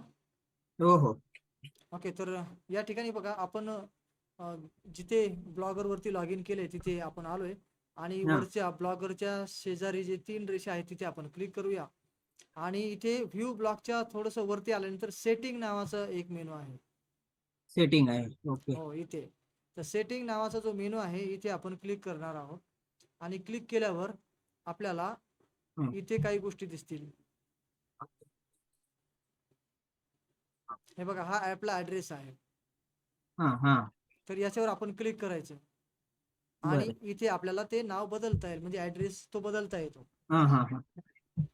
ठीक आहे, तर हे आणि टायटल बदलायचं असेल हा तरी देखील आपल्याला इथे बेसिक मध्ये सगळ्यात वरतीच इथे दिलेलं आहे बघा, हा हा. टायटल. टायटल. तर तिथे पण आपण क्लिक करून टायटल चेंज करू शकतो. हा हा. हे बघा, इथे मी सेटिंग आपलं टायटल वरती क्लिक केलं तर त्या ठिकाणी मला एडिट करायचे ऑप्शन आहे. ओके. ठीक आहे, तर तुम्ही हे बदलू शकता.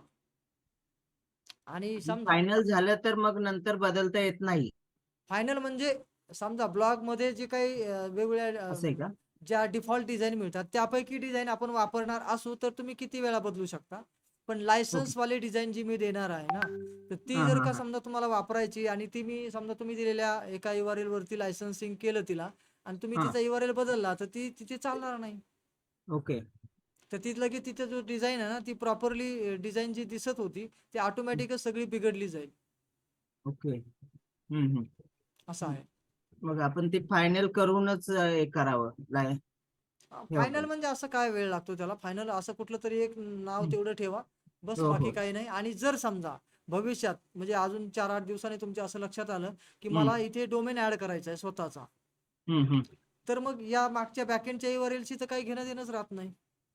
ओके. तो कसाही जरी असला तरी शेवटी तो म्हणजे निघून जाणार आणि दुसरा नवीन डोमेन तुमचा तिथे लागला जाणार. जसं shahbazguruji.com आहे, जसं subhajbade.com असू शकतं, जसं तुमचं नाव .com असू शकतं, किंवा तुम्ही जो टॉपिक ठरवाल त्याला जो काही तुम्हाला नाव द्यायचंय डोमेनला ते तुम्ही देऊ शकता.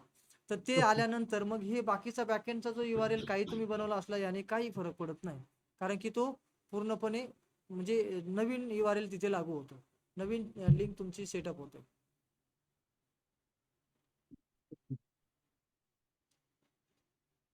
ठीक आहे, थँक्यू सर. ओके. तर हम्म. सर ब्लॉगचं टायटल आणि ऍड्रेस URL सेम ठेवता येत नाही का? येतं ठेवता, पण होतं असं की समजा आता तो URL जो आहे तो ऑलरेडीच घेतलेला असेल तर टायटल डबल होऊ शकतात, पण तो जी लिंक जी आहे ना त्याच्यातलं जे blogspot.comच्या अगोदर जे तुम्ही वर्ड लिहिताय ना तो डबल असू हा. शकत नाही, तो युनिक असतो प्रत्येकासाठी. हा, तेच मी तेच टायटल पण टाईप केलं होतं, जसं टायटल दिलं तेच URL साठी, पण ते आलं नाही. मग मग त्याचा परत स्पेस पण दिलं चालणार नाही. नाही, स्पेस पण चालणार नाही तुम्हाला तिथे. टायटल हो, मध्ये स्पेस स्पेस नाही चालतो दिली. पण खाली स्पेस नाही चालत ऍड्रेस मध्ये. Okay sir. ठीक, बाकी आणखी पुढचा प्रश्न.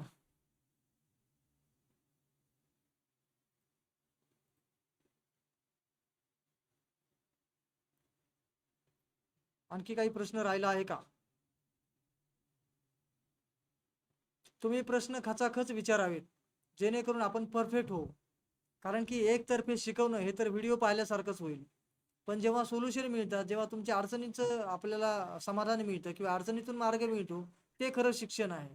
शिक्षण नुसतं ऐकून घेणे नाही किंवा शिक्षण फक्त एकतर्फी बोलणे नाही. तर शिक्षण म्हणजे काय की मी काहीतरी सांगितलं, तुम्ही काहीतरी करायला गेलात, त्यातून आलेल्या समस्या तुम्ही मला विचारल्या, मी त्याचं उत्तर रिपीट केलं, तेव्हा ते शिक्षण होईल किंवा तुम्ही परफेक्ट व्हाल. तर त्यामुळे तुम्ही प्रश्न विचारत चला. बोला, ज्यांना माईक सुरू केलाय, वाळके मॅडम. हा, hello sir.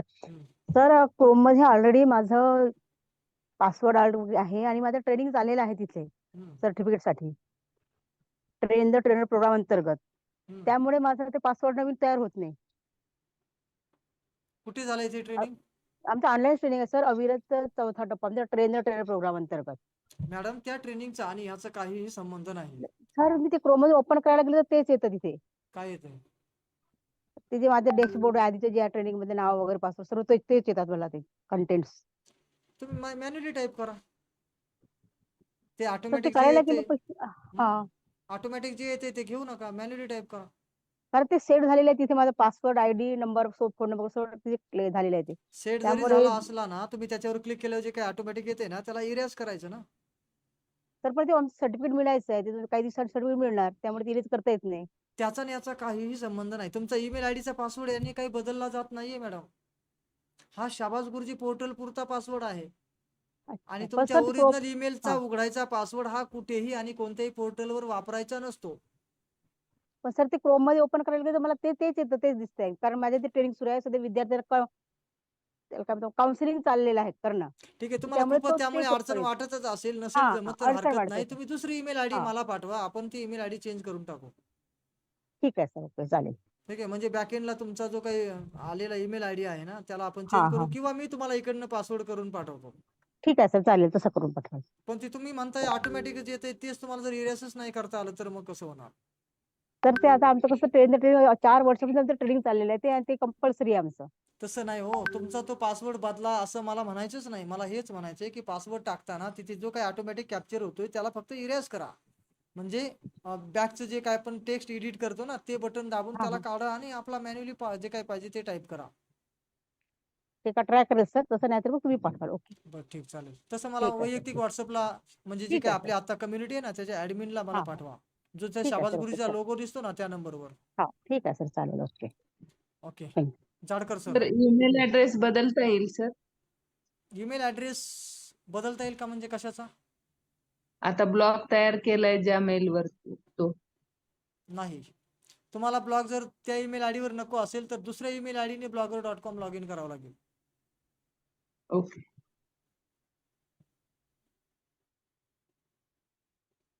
Jadkar sir. Sir, तुम्ही लायसन प्रोव्हाइड केल्यानंतर ब्लॉगच्या डिझाईन मध्ये नंतर चेंज करता येऊ शकतं का आपल्याला? लायसन्स प्रोव्हाइड केल्यानंतर त्या डिझाईन तर तीच राहील. हा जी हा डिझाईन आहे ती तुम्ही बदलू नाही शकणार, कारण की ती कोडिंगनी बनवलेली आहे. अच्छा हा त्याच्यामुळे त्यातलं मटेरियल तुम्ही बदलू शकता, इमेजेस, टेक्स्ट, हेडलाईन, डिस्क्रिप्शन, सगळ्या गोष्टी. आणि वरचं नाव वगैरे चेंज करता येईल का नंतर? सगळे नाव बिव सगळे चेंज करू शकता, जेवढे टेक्स्ट आहे तेवढे. अच्छा मग फक्त ते शेवटीच घेतलेलं बरं राहील ना? ते लुक अँड फील चेंज नाही होणार किंवा तो करता नाही येणार, कारण ते कोडिंगचा पार्ट आहे. नाही मग ते शेवटीच आपल्याला घ्यावं लागेल ना मग एकदा शेवट फायनल झाल्यानंतर. फायनल म्हणजे डिझाईन काय फायनल फायनल करायचं? झाल्यानंतर डिझाईन फायनल झाल्यानंतर मग नाही नाही, घ्यावं डिझाईन लागेल. एकच आहे सगळ्यांसाठी, प्रत्येकाची वेगळी डिझाईन नसणार आहे. कारण की अच्छा हा हा हो, एकच डिझाईन असेल सगळ्यांसाठी. फक्त तुम्ही हा त्यातला जो काही आहे ना कॉन्टेंट, तोच चेंज करायचा आहे. हा हा हॅलो ठीक. हा, सर, ती जी डिझाईन तुम्ही बोलताय ती स्कूल म्हणजे शाळेसाठी आहे. आम्हाला जर ती नको असेल तर आम्ही काय करायचं मग? तुम्ही आहे त्या याच्यातली डिझाईन वापरा मग, डायरेक्टली जो गुगल प्रोव्हाइड करतो ती. कारण ती शाळेसाठीच आहे ना, ती जी मी तसं बघितलं काही हेड नाही, ऑफ ते एज्युकेशनल मध्ये तुम्ही काही काम करत असाल आणि त्या रिलेटेड तुमचा ब्लॉग असेल तर त्यालाही चालते. हा, म्हणजे ती एज्युकेशनल साठीच आहे. तुमचं मग ती काय आहे? आम्ही ठेवून दुसरी आम्ही क्रिएट करू शकतो का? तीही ठेवून दुसरी क्रिएट करू करू शकता, शकतो पण का? त्याचा URL वेगळा असेल, याचा URL वेगळा असेल.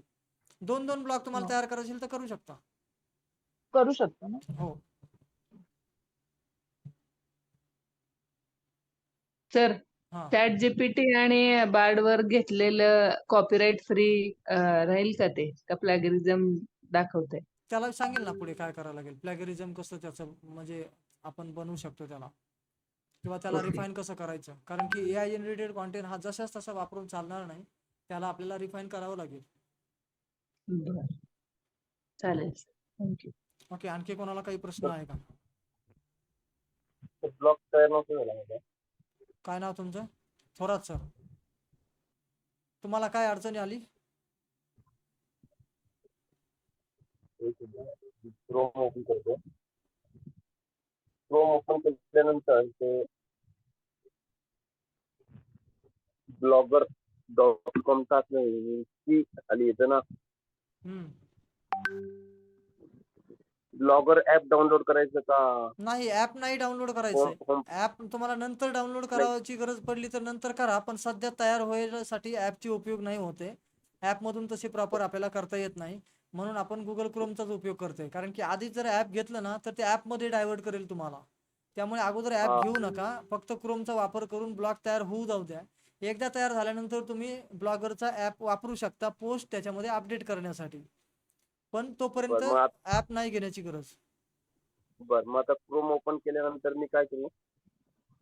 क्रोम ओपन केल्यानंतर त्याच्यात blogspot.com असं ओपन करायचं. आणि क्रोम जर तुमचा लॉग इन असेल ऑलरेडी तर लगेच तुम्हाला ते टायटल वगैरे ब्लॉगचं टाकायला सांगितलं जाईल. ऐका ना, homepage.com ब्लॉग येते, त्याच्यामध्ये निळा blogger.com ब्लॉग येतो. थोडंसं थांबा, मी तुमची स्क्रीन शेअर करून पाहतो, पण अगोदर माझे बाकीचे वर्बल क्वेश्चन जे आहेत ना ते आपण पूर्ण करू घेऊ, आणि स्क्रीन शेअरिंगचे ओके क्वेश्चन थोडं आपण म्हणजे वर्बल क्वेश्चन संपल्यावर घेऊया. सर, तुम्ही ब्लॉग्स थांबून राहा. मध्ये आपण मराठीमधून पण आपण लिहू शकतो ना? काय हो? मराठी लँग्वेज ब्लॉग ना? ब्लॉग.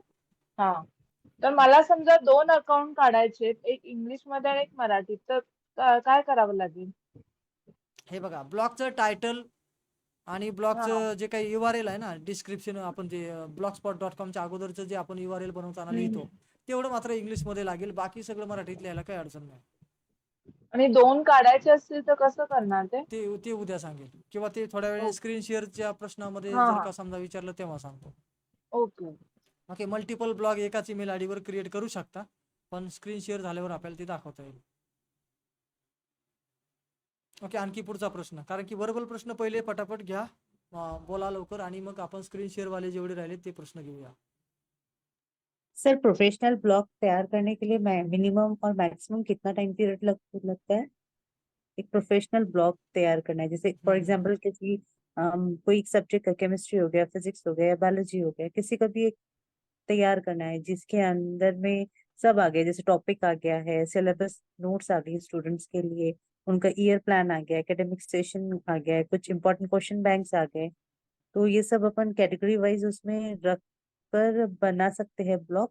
तो उसको मिनिमम कितना टाइम लगेगा, मैक्सिमम मैडम कितना ये टाइम जो है लगेगा? ना ब्लॉग की जो डिजाइन है ना वो तो हमने तो ऑलरेडी बना के रखी हुई है, खाली आपको इंस्टॉल अच्छा करना है, प्रोफेशनल ब्लॉग कुछ ही मिनट में बन जाएगा। लेकिन अच्छा। उसके ऊपर जो कंटेंट डालना है ना तो वो तो एक निरंतर प्रक्रिया है, वो कभी मतलब बहुत दिन तक चलती रहेगी।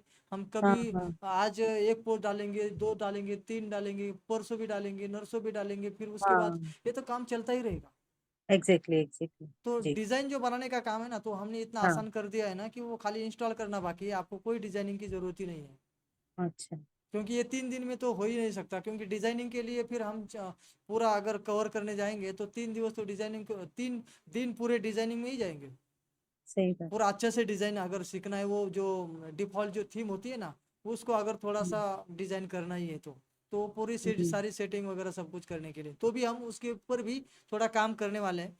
जैसा कि हम्म, आपको लगता है कि मेरी वाली एक डिजाइन और आपकी डिफॉल्ट वाली भी एक आध डिजाइन आपको यूज करना है, थोड़ा बहुत चेंज करके तो वो भी कर हम्म, सकते हैं।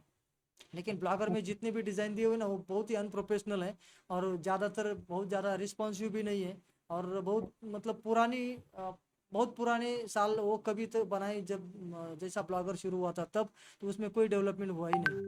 तो इसलिए आज के ज़माने में बहुत सारे लोगों को बहुत सारे अलग अलग ऑप्शन दिख रहे हैं, अलग अलग रिस्पॉन्सिवनेस के लोगों के ब्लॉग दिख रहे हैं, तो हम्म, हमारे ब्लॉग पर कौन आएगा फिर, या फिर कौन रुकेगा? तो इसलिए डिज़ाइनिंग एग्जैक्टली। अभी ज़्यादा इम्पोर्टेंट लग रही है सभी लोगों को।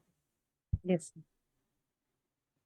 और डिजाइनिंग मायने भी रखता है, क्योंकि पहले कुछ हाँ। दिन पहले, कुछ पुराने सालों पहले इतना कंपटीशन था ही नहीं, तो जो मिलेगा वही हम्म, पढ़ना चाहिए, पढ़ना पड़ता था। लेकिन अभी इतना हम्म, कंटेंट ज़्यादा हुआ है और इतना डिजाइनिंग वगैरह सब कुछ अच्छा हुआ है, तो ये पुरानी डिजाइनिंग में देखने के लिए कोई किसी को पसंद नहीं आता।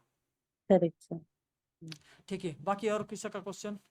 तर वेबसाईट आणि ब्लॉगिंग मध्ये काय फरक आहे मग? वेबसाईट साईट जशी आपण डिझाईन करतो हम्म तसेच ब्लॉगिंगचा पेज हे करतो, मग ह्याच्यात दोघांमध्ये काय डिफरन्स आहे? सांगतो तुम्हाला, ब्लॉगिंग मध्ये आणि याच्यामध्ये फरक असा आहे की आपण जी डिझाईन तयार केली ही ब्लॉगची डिझाईन वेबसाईट सारखी का केली, कारण की हम्म. वेबसाईट ही एक म्हणजे काय म्हणते हाय रिस्पॉन्सिव्ह असते, आणि ब्लॉगरने ज्या काही डिफॉल्ट डिझाईन दिलेल्या आहेत त्या बोरिंग आहेत, त्या मोबाईल रिस्पॉन्सिव्ह पण नाही आहेत, आणि फार जुन्या जमान्यासारख्या दिसत आहेत.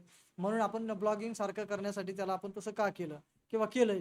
मग ब्लॉगिंग मध्ये ह्याच्यात फरक काय उरला? तर फरक असा आहे की ब्लॉगिंग मध्ये आपल्याला कॉन्टेंट टाकण्याची सुविधा असते, आणि ब्लॉग करताना त्याच्यात मल्टिपल ॲस्पेक्ट ॲड करता येतात. जसं की एकाच ब्लॉगमध्ये अच्छा. इमेज पण असू शकेल, व्हिडिओ पण असू शकेल, PDF पण असू शकेल, म्हणजे डॉक्युमेंट असू शकेल, मग ते PDF किंवा PPT किंवा काही डॉक्युमेंट असू शकतं. तर मग ते डॉक्युमेंट पण त्याच्यात असू शकतं, टेबल फॉर्मॅटमधला डेटा असू शकतो, हे सगळं त्याच्यात आहेच. आता हे तर वेबसाईटवर पण केलं जाऊ शकतं. मग हो. आणखी एक फरक असा आहे की ह्याच्यावर ॲडव्हर्टायझिंग, गुगलचं ॲडसेन्स अप्रूव्ह करण्याची सोय असते अच्छा अच्छा. ब्लॉगर तेच म्हटलं. साईट ज्या असतात हम्म. त्याच्यात. बाकी वेबसाईटमध्ये गुगल ॲडसेन्स अप्रूव्ह करण्याची सोय नसते. तिथे हो. फक्त पर्सनल इन्फॉर्मेशन आपण शेअर करू शकतो, आणि ती एक स्टॅटिस्टिक वेबसाईट असते की ठराविक एकदा माहिती अपडेट केली ना ती सालोसाल कोणी अपडेट करत नाही, कारण की about us page, contact us page हे 2-3 आणि थोडंसं होम पेजवरती काही कॉन्टेंट टाकलेला असतो, बस हे 5-6 पेजेस असतात त्याच्यावर. हम्म. रेग्युलर फार काही त्याच्यात अपडेशन नसतं. त्यामुळे आता वेबसाईट जी आहे ना ती कालबाह्य झालेली आहे. वेबसाईट नावाचा अच्छा. प्रकार हा जवळजवळ कालबाह्य झालेला आहे. आता हे ब्लॉगिंग साईट्स आणि दुसरं म्हणजे डायरेक्टली लँडिंग पेजेस वगैरे हे प्रकार आता पुढे हो, आलेले आहेत. Landing pages. त्यामुळे हा. नुसती वेबसाईट आता काही कामाची राहिलेली नाही आहे. ठीक, पुढचा प्रश्न. आणि ब्लॉगर आणखी एक आपल्याला सुविधा देतो, फुकट होस्टिंग. म्हणजे बाकी इतर वेबसाईट तयार करायची असेल तर पहिली होस्टिंग विकत घ्यावी हो, लागते आणि डोमेन पण होस्टिंग विकत आणि घ्यावं लागतं. डोमेन नेम याच्यासाठी पैसे भरावे लागतात. दोन्ही पण कंपल्सरी विकत घेतल्याशिवाय वेबसाईट हो, सुरूच करता विकत येत नाही. कारण मी कसं स्वतःच वेबसाईट डिझाईन करायची, तर मला ते डोमेन GoDaddy वरती वगैरे ते सगळं विकत घ्यायचं. म्हणून मी विचारलं की ब्लॉगिंग मध्ये त्या मानाने कमी खर्च असेल किंवा नाहीच आहे, खर्च फुकटच नाहीच आहे आहे, ते. खर्च काहीच नाही. होस्टिंग फुकट आहे, डिझायनिंग आम्ही देतो, त्यामुळे तुमची वेबसाईटही तयार होते आहे, आणि सगळंच काही फुकटात काम होते काही. आणि ॲडसेन्स पण गुगल अप्रूव्ह करण्याची सुविधा त्यांनी स्वतः दिलेली आहे, कारण की स्वतःचा प्लॅटफॉर्म आहे. त्याच्यामुळे वेगळं काही करायची हम्म. गरज नाही. बिगिनरसाठी एवढ्या गोष्टी फार पुरेशा आहेत.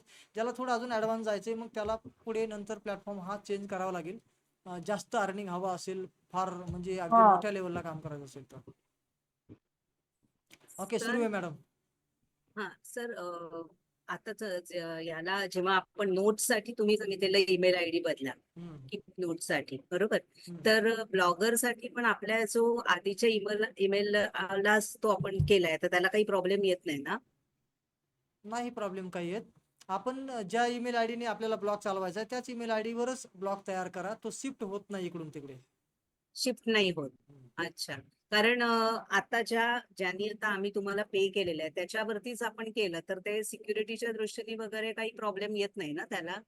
कोणत्या ब्लॉग म्हणजे कोणत्या म्हणजे जे काही नॉर्मली आम्ही आता तुम्हाला पैसे ज्या ह्याने आम्ही पे केले बरोबर, तर ती जी आमच्या मेल आयडी आम्ही दिलेली आहे त्याच्यावरच जर ओपन केलं तर काही प्रॉब्लेम येतो का दुसरा? सिक्युरिटीचा प्रॉब्लेम त्याच्यावरून नसतो मॅडम. सिक्युरिटीचा प्रॉब्लेम आहे ना की आपला हा. ईमेल आयडी जो आहे ना तो ईमेल आयडी हा आपला मेन आहे खरं पाहिलं तर. हा. जसा मोबाईल नंबर आहे ना, जसं हा. सगळीकडे बँकेला अटॅच, तसा सगळ्या डिजिटल मीडियाला ईमेल आयडी प्राधान्य असतो मोबाईल नंबर पेक्षा. तर मग तो बरोबर. ईमेल आयडी तुम्हाला सिक्युअर करणं गरजेचं आहे. हा. तर ईमेल आयडीला सिक्युरिटीसाठी तुम्हाला 2 स्टेप व्हेरिफिकेशन, 3 स्टेप व्हेरिफिकेशन हे तुम्हाला तिथे अप्लाय करावं लागेल. तेव्हा हा. तो तुमचा ईमेल आयडी पूर्ण सिक्युअर होईल. बर. पण मग आता आपण जर केलाय तर की नवीन एक करून परत ह्याच्यासाठी ब्लॉग साठी वापरायचा? नाही नाही, नवीन नका करू. आहे तोच नको. वापरा. त्याला एकट्याला सांभाळा, एकट्याला सिक्युअर करा. बर. मल्टिपल वाढवायला जाल तर तेवढं तुम्हाला आणखी सगळ्यांना सिक्युअर करण्यात पुन्हा एनर्जी लावावी लागते. बरोबर. सगळ्याचे पासवर्ड लक्षात ठेवा. हो. पुन्हा त्याच्यानंतर त्याला सगळ्यांना सिक्युरिटी लावा. सगळ्याच हा. गोष्टी असतात. त्याच्यामुळे एक ईमेल आयडी, 2 ईमेल आयडी असतील तर पुरेशा होतात. अच्छा. आणि सर एक आणखी क्वेश्चन आहे की आपण जेमिनी आय वापरलं किंवा चॅट जीपीटी वापरलं, एखादं काही कंटेंट घेतले त्याच्याकडनं, तर समजा मायनर आपण चेंजेस करतो त्याच्यामध्ये, पण मग परत कॉपीराईटचे इश्यू काही येऊ शकतात का? त्याबद्दल मी पुढे काही सांगणारच आहे. तर कॉपीराईट इश्यू येऊ नये यासाठीच आपल्याला मायनर नाही, जरा बऱ्यापैकी चेंजेस करायचे आहेत. हा. आणि ते चेंजेस जी तुमची आवडती लँग्वेज आहे त्या आवडत्या लँग्वेजमध्ये तुम्ही ते सहज करू शकता. जर दुसरी लँग्वेज जसं की आपल्याला येतच नाही आणि दुसऱ्या लँग्वेजमध्ये करायचे, त्याच्यासाठी मात्र काही पेड टूल वापरावे लागतात. जे की आपल्याला समजा ब्लॉगिंग चांगलं येतंय, मी एका भाषेमध्ये चांगलं प्रभुत्व मिळून माझा ब्लॉग सक्सेस केलाय, पण हाच ब्लॉग सेम कॉन्टेंट मला दुसऱ्या लँग्वेजमध्ये ब्लॉगिंग करायचंय, तर तशा वेळेला मग त्याला पूर्ण पेड टूलवरती अवलंबून राहावं लागतं. पण आता मात्र तुम्ही स्वतःहून थोडंसं बेसिक सुरुवात आहे, तर तुम्ही स्वतः आणि जी लँग्वेज तुमची कमांड आहे त्या लँग्वेजमध्ये तुम्ही हे सगळं करायला पाहिजे. थँक्यू. म्हणजे रिफाईन करायला पेड टूलवरती अवलंबून नाही राहावं लागणार. बरोबर. Thank you sir. ओके, आणखी कोणाला काही प्रश्न आहे का? सर ब्लॉग बोनसेस कैसे देखना है वो बता रहे थे आप, अच्छा, बोले हाँ स्क्रीन बिल्कुल। शेयर करेंगे तो।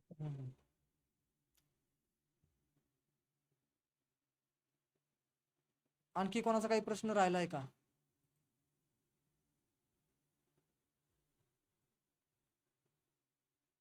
ठीक आहे, मी आता स्क्रीन शेअर करतो आहे.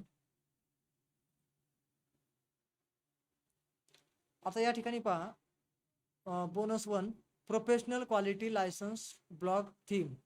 तर ही तुम्हाला ब्लॉग थीम दिली जाणार आहे, जी की ऑलरेडी कोडिंगने डिझाईन केलेली आहे. जी माझी तुम्हाला डिझाईन दाखवली वेबसाईट सारखी हाय, म्हणजे रिस्पॉन्सिव्हनेस तिचा आहे मोबाईलवर सगळीकडेच.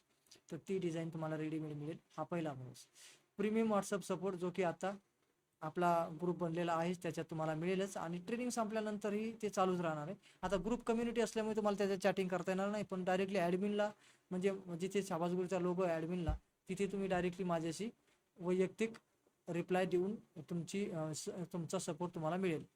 डोमेन आणि परचेस हा जो थर्ड बोनस आहे, तर तुम्ही डोमेन परचेस करण्याची तुमची तयारी असेल तर परचेस करताना काही सहाय्य लागतंय तर ते पण आम्ही देऊ, आणि तुम्हाला येत असेल परचेस करता तर आम्ही कनेक्ट करून देऊ. तर हा सपोर्ट तुम्हाला देणार आहोत ज्यांना कोणाला डोमेन जोडायचं आहे. ठीक आहे, तर डोमेन का जोडायचं तर ते कदाचित आपण आता खूप उशीर झाला आहे, उद्याच्या भागामध्ये बघू. आणि याच्यानंतर आहे ॲडसेन्स अप्रुव्हल सपोर्ट. आता तुमचा ब्लॉग जरा काही चालायला लागला चांगल्या प्रकारे आणि ॲडसेन्स अप्रूव्ह करायचा आहे, त्यावेळेस आपल्याला ॲडसेन्ससाठी सपोर्टची गरज असते, तर तोही आम्ही देणार आहोत. म्हणजे की ॲडसेन्स एकदा अप्रूव्ह झाला, ॲडसेन्स अप्रूव्ह होण्यासाठी आधी तयारी वगैरे तर सगळं आपण 3 दिवसात तर त्या दृष्टीने सगळं काही करणार आहोत. पण तरी नंतर ब्लॉग आल्यानंतर त्याच्यावर काही ट्रॅफिक वगैरे आल्यानंतर सुद्धा अजून काही त्याला मॉनिटाईज करायला ज्या काही रिक्वायरमेंट लागतील त्या पूर्ण करण्यासाठी ॲडसेन्स अप्रूव्हलचा सपोर्ट तुम्हाला मिळेल. आणि ब्लॉग SEO सपोर्ट यासाठी की तुमचा जो ब्लॉग आहे तो रँकमध्ये यायला पाहिजे. आणि लोकांना सर्चिंगमध्ये तो मिळायला पाहिजे. कीवर्डनुसार सर्च केल्यानंतर तुमचा ब्लॉग सर्चमध्ये यायला पाहिजे. तर त्यासाठी हा ब्लॉग SEO सपोर्ट आहे. SEO म्हणजे सर्च इंजिन ऑप्टिमायझेशन. तर सर्च इंजिन ऑप्टिमायझेशन आपला ज्या कीवर्डने ब्लॉग चालू आहे तर त्या कीवर्डनुसार कोणी सर्च जेव्हा करेल तेव्हा आपला ब्लॉग त्याला सापडला पाहिजे, त्याच्या रँकमध्ये आला पाहिजे. पण ही रँकिंग काही लगेच 4-2 दिवसाचा खेळ नसतो, कारण की आपल्या टॉपिकवरती यापूर्वीच काही ब्लॉग सुरू आहेत फार दिवसापासून. त्यांची रँकिंग आणि त्यांचं ते अनेक दिवसाची मेहनत आहे, त्यामुळे कदाचित आपल्याला लगेच रँक मिळत नसते पहिली, दुसरी किंवा पहिल्या 10 मध्ये. पण तरी देखील आपण जर का चांगल्या प्रकारे SEO करत राहिलो आणि चांगल्या प्रकारे आपण पोस्ट त्याच्यावर टाकत राहिलो तर आपलं पण कधी ना कधी पहिल्या 10, 20, 50, 100 मध्ये तो नंबर येऊ शकतो. ठीक, चला तर हा सपोर्ट आहे. आणि हा 1 इयर रेकॉर्डेड कोर्स ॲक्सेस हा तुम्हाला लॉग इन करून कोर्स पाहण्यासाठीचा दिलेला आहे. त्यामुळे हे 6 जे बोनस आहेत ते पूर्णपणे याच कोर्सला धरून आहेत, या कोर्सचे संबंधित आहेत. त्यामुळे असं काही नाही की हे काही वेगळं ते काही वेगळं, कोर्स आला वेगळा वेगळा बोनस वगैरे, असं नाही आहे. तर हे सगळे याच कोर्सला उपयोगी पडणारे बोनसेस आहेत. व्हॉट्सअप सपोर्ट हा तुम्ही कितीही दिवस, म्हणजे अगदी तुम्ही जोपर्यंत म्हणजे ग्रुपला काही अडचणी येतील तोपर्यंत तुम्ही टाकू शकता. अगदी 2-2 वर्षे 4-4 वर्षाचे पण पुराणे पार्टिसिपंट्स आहेत की जे अजूनही सपोर्ट घेतात, आम्ही देत राहतो. त्याच्यामुळे याला काही आपण लिमिट ठेवलेलं नाही आहे की 3 महिने राहील, 2 महिने राहील, 1 महिना राहील, हे चालूच राहणार आहे. तर अशा प्रकारे हे सगळे बोनसेस आहेत. तर ती तुमची बोनसेस बद्दल जी काही शंका होती कदाचित सॉल्व्ह झाली असेल. ओके, आता स्क्रीन शेअर तर करून काल हां 15 मिनिटाचा एक टायमिंग साठीचा बोनस दिला होता. हां आता 15 मिनिटात 15 हा. मिनिटाच्या टायमिंगसाठीचा जो बोनस होता ना, तर तो होता हा डोमेन कनेक्ट करून देणे पर्सनली आणि ॲडसेन्स अप्रुव्हल. तर हा सगळ्यांनाच मिळालेला आहे, कारण की सगळ्यांनी त्याच लेवलला पेमेंट केलेले आहे. त्यामुळे तुम्हाला म्हणजे वेगळी काही चिंता करायची गरज नाही. तुम्हाला मिळाला का नाही, मला मिळाला का नाही, अशी काही चिंता करू नका.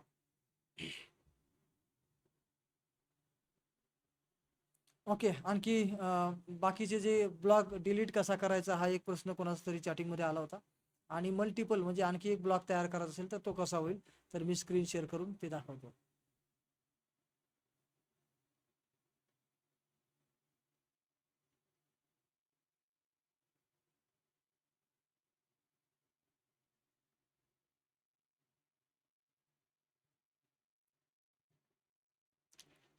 ओके, आता तुम्हाला स्क्रीन दिसत असेल, दिसते का? कोणी पण माईक चालू करून सांगा. दिसते सर. ओके, चला तर आपण आता हे मल्टिपल ब्लॉक तयार करायचा असेल तर तुम्हाला इथे आडव्या 3 रेषांना पुन्हा क्लिक करायचे. त्याच्यामध्ये मेनू आहेत सगळे काही. डेस्कटॉपवरती मात्र हे सगळे मेनू समोरच दिसतात, मोबाईलमध्ये मात्र ते हाईड होतात. तर या ठिकाणी आपल्याला नवीन ब्लॉग तयार करायचा असेल तर काय करावं लागेल, तर इथे तुम्हाला यायचं. हे जे टायटल दिसते ना तुमचं, तर इथे एक छोटासा ॲरो आहे पहा शेजारी, तर ह्याला तुम्हाला क्लिक करायचं. तिथे तुम्ही क्लिक केलं ना त्या टायटलवर सुद्धा, तर तुम्हाला खाली सगळ्यात यायचे आणि या ठिकाणी तुम्हाला क्लिक करायचे न्यू ब्लॉग. आता माझे बघा इथे किती ब्लॉग चालू आहेत, 1 2 3 4 ब्लॉग चालू आहेत याच एका ईमेल आय डीवरती. आणि न्यू ब्लॉगला क्लिक केलं की आणखी 5वा होईल, आणखी 6वा होईल, म्हणजे असं एक एक ब्लॉग आपण नवीन ॲड करू शकतो. तर याप्रमाणे न्यू ब्लॉगला क्लिक करून तुम्ही ते करू शकता. आणि ब्लॉग जर डिलीटच करायचा असेल तर तुम्हाला मात्र सेटिंगमध्ये जावं लागेल आणि खाली जाऊन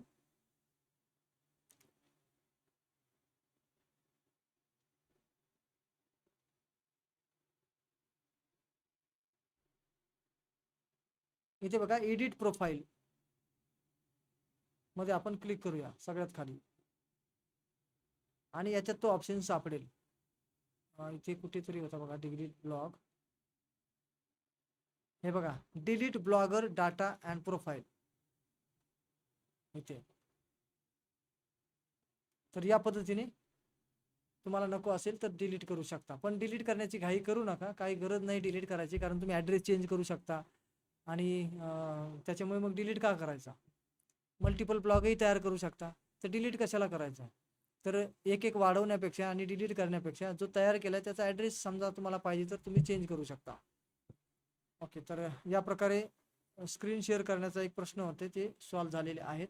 आणि आणखी पुढची गोष्ट महत्त्वाची म्हणजे पार्टिसिपेंटचे काही प्रश्न आहेत जे स्क्रीन शेअर करून अडचणी सॉल्व्ह करण्यासारखे आहेत. तर बाकीचे आता जाऊ शकतात आता ज्यांचे स्क्रीन शेअर करायचे त्यांनी थांबा, म्हणजे ज्यांना वाटतं किंवा मला असे एक ब्लॉग तयार करताना अडचण आलेली आहे ज्याच्यामुळे माझा ब्लॉग तयार होईना झालाय आणि आता ही अडचण सोडवण्यासाठी स्क्रीन शेअर करून दाखवणंच गरजेचं आहे, तर तुम्ही मात्र थांबायचे, बाकी ज्यांनी गेलं तरी चालेल. सर मला एक प्रश्न आहे. हम्म. आता आपण ब्लॉग डिलीट करायचं कसं हे बघितलं. ब्लॉग डिलीट करायचं कारण म्हणजे ईमेल ऍड्रेस जर बदलायचा होता, म्हणजे तो ईमेल ऍड्रेस नको होता, त्यासाठी डिलीट करायचा होता. आणि डिलीट जर नाही केला तसंच दुसऱ्या मेलवर जर केलं तर तेच नाव येणार नाही ना मग ते परत. पहिल्यावालं नाव बदलून घ्या ना अगोदर. हा, नाव बदलून घेतलं आणि मग परत आपल्याला डिलीट करून डिलीट करायची ठेवलं. काय डिलीट गरज आहे? करतो. पहिलावाला जो आहे त्याचं नाव जे तुम्हाला पाहिजे ना ते मुद्दाम बदला, हा, त्याचं नाव काहीतरी टाका आणि मग ह्याला ते नाव भेटेल तुम्हाला दुसऱ्या नवीन करताना. मग तो ईमेल ऍड्रेस आपल्याला म्हणजे तसंच ठेवता येईल का? मग चेंज करता येईल ईमेल ऍड्रेस म्हणजे ईमेल ऍड्रेस तो वर वापरलाच जाणार नाही ना ब्लॉग. नका वापरू द्या ना, मग तो डिलीट करायचा आहे तर नंतर बघा तुम्ही, किंवा नंतर जेव्हा लागेल गरज तेव्हा वापरा. पण तो तसाच राहिल्याने पण काही फरक नाही, डिलीट केल्याने समजा करायचं तर करू शकता. चालेल, थँक्यू. पण शक्यतो डिलीट करण्याच्या ऐवजी दुसरा ब्लॉग तयार करा. पहिला ऍड्रेसच तुम्हाला पुन्हा दुसऱ्या ब्लॉगला वापरायचा असेल तर पहिल्याचं अगोदर नाव काही पण वेगळं बदलून घ्या आणि मग दुसऱ्याला तो नाव भेटून जाईल. ओके, चला तर आता जे पार्टिसिपंट्स आहेत ज्यांना वाटतं की मला ब्लॉग तयार करायला स्वतःला जमलंच नाही, काय जो काही अडचण आली, एरर आलं त्याच्यामुळे, तर तुम्ही इथे हँडरेज करायचं आहे किंवा तुम्ही स्वतःहून हँडरेज जर केला तरच मला वाटतं एकेकाला मला ते स्क्रीन शेअर करायची परवानगी देणं सोपं जाईल. हँडरेज करता येत नसेल तर डायरेक्ट माईक चालू करून सांगा. आणि ज्यांना जायचंय ते जाऊ शकतात आता. म्हणजे तुम्हाला जायला सुट्टी दिलेली आहे, पण काही वाटलं बाबा फार काही अर्जन्सी नाही आहे टाइम शिकायचंय तर थांबू शकता, पण असं काही महत्त्वाचा टॉपिक आता घेणार नाही. ओके, चला तर कोणाचं स्क्रीन शेअर करून काही प्रश्न राहिलाय, ज्यांना ब्लॉगच तयार करता आला नाही असं जे कोणी आहे ना त्यांनी माईक सुरू करावा आणि ताबडतोब सांगा, म्हणजे तुमची स्क्रीन शेअर करून काय अडचण आहे ती मला बघता येईल आणि तुमचा ब्लॉग तयार होईल. हॅलो सर, नवीन जर ब्लॉक करायचा असेल तर माझा एकच ईमेल आहे, 2-3 ईमेल आहेत, परंतु कोणत्या ईमेल वरती करू? जो रेग्युलर मला वापरता ना प्रायव्हेट तुम्ही ईमेल आयडी त्याच्यावरच करा. बर म्हणजे काय होईल की तुम्हाला शेअर करू का पासवर्ड मी? वगैरे काही वेगळं लक्षात ठेवायची गरज नाही लागणार. बर. ओके, स्क्रीन शेअर करायची परवानगी मी इनेबल करतो आहे.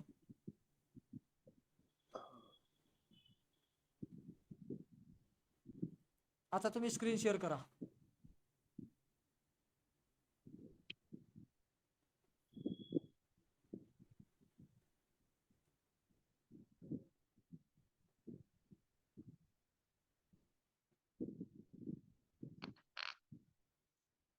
सर किती आहे सर? केली ना? क्रोम ओपन केलंय.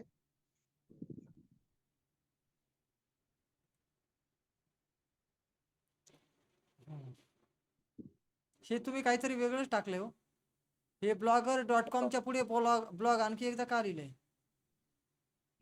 नाही, आता हा URL टाकले होते बघा तिथे.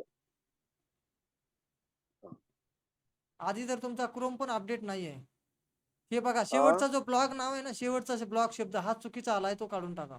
शेवटचा शेवटचा काय? हा, blogger.com एवढंच पाहिजे. पुढचं blog.com पुढचं डॉटही नको आणि पुढचं काही नको.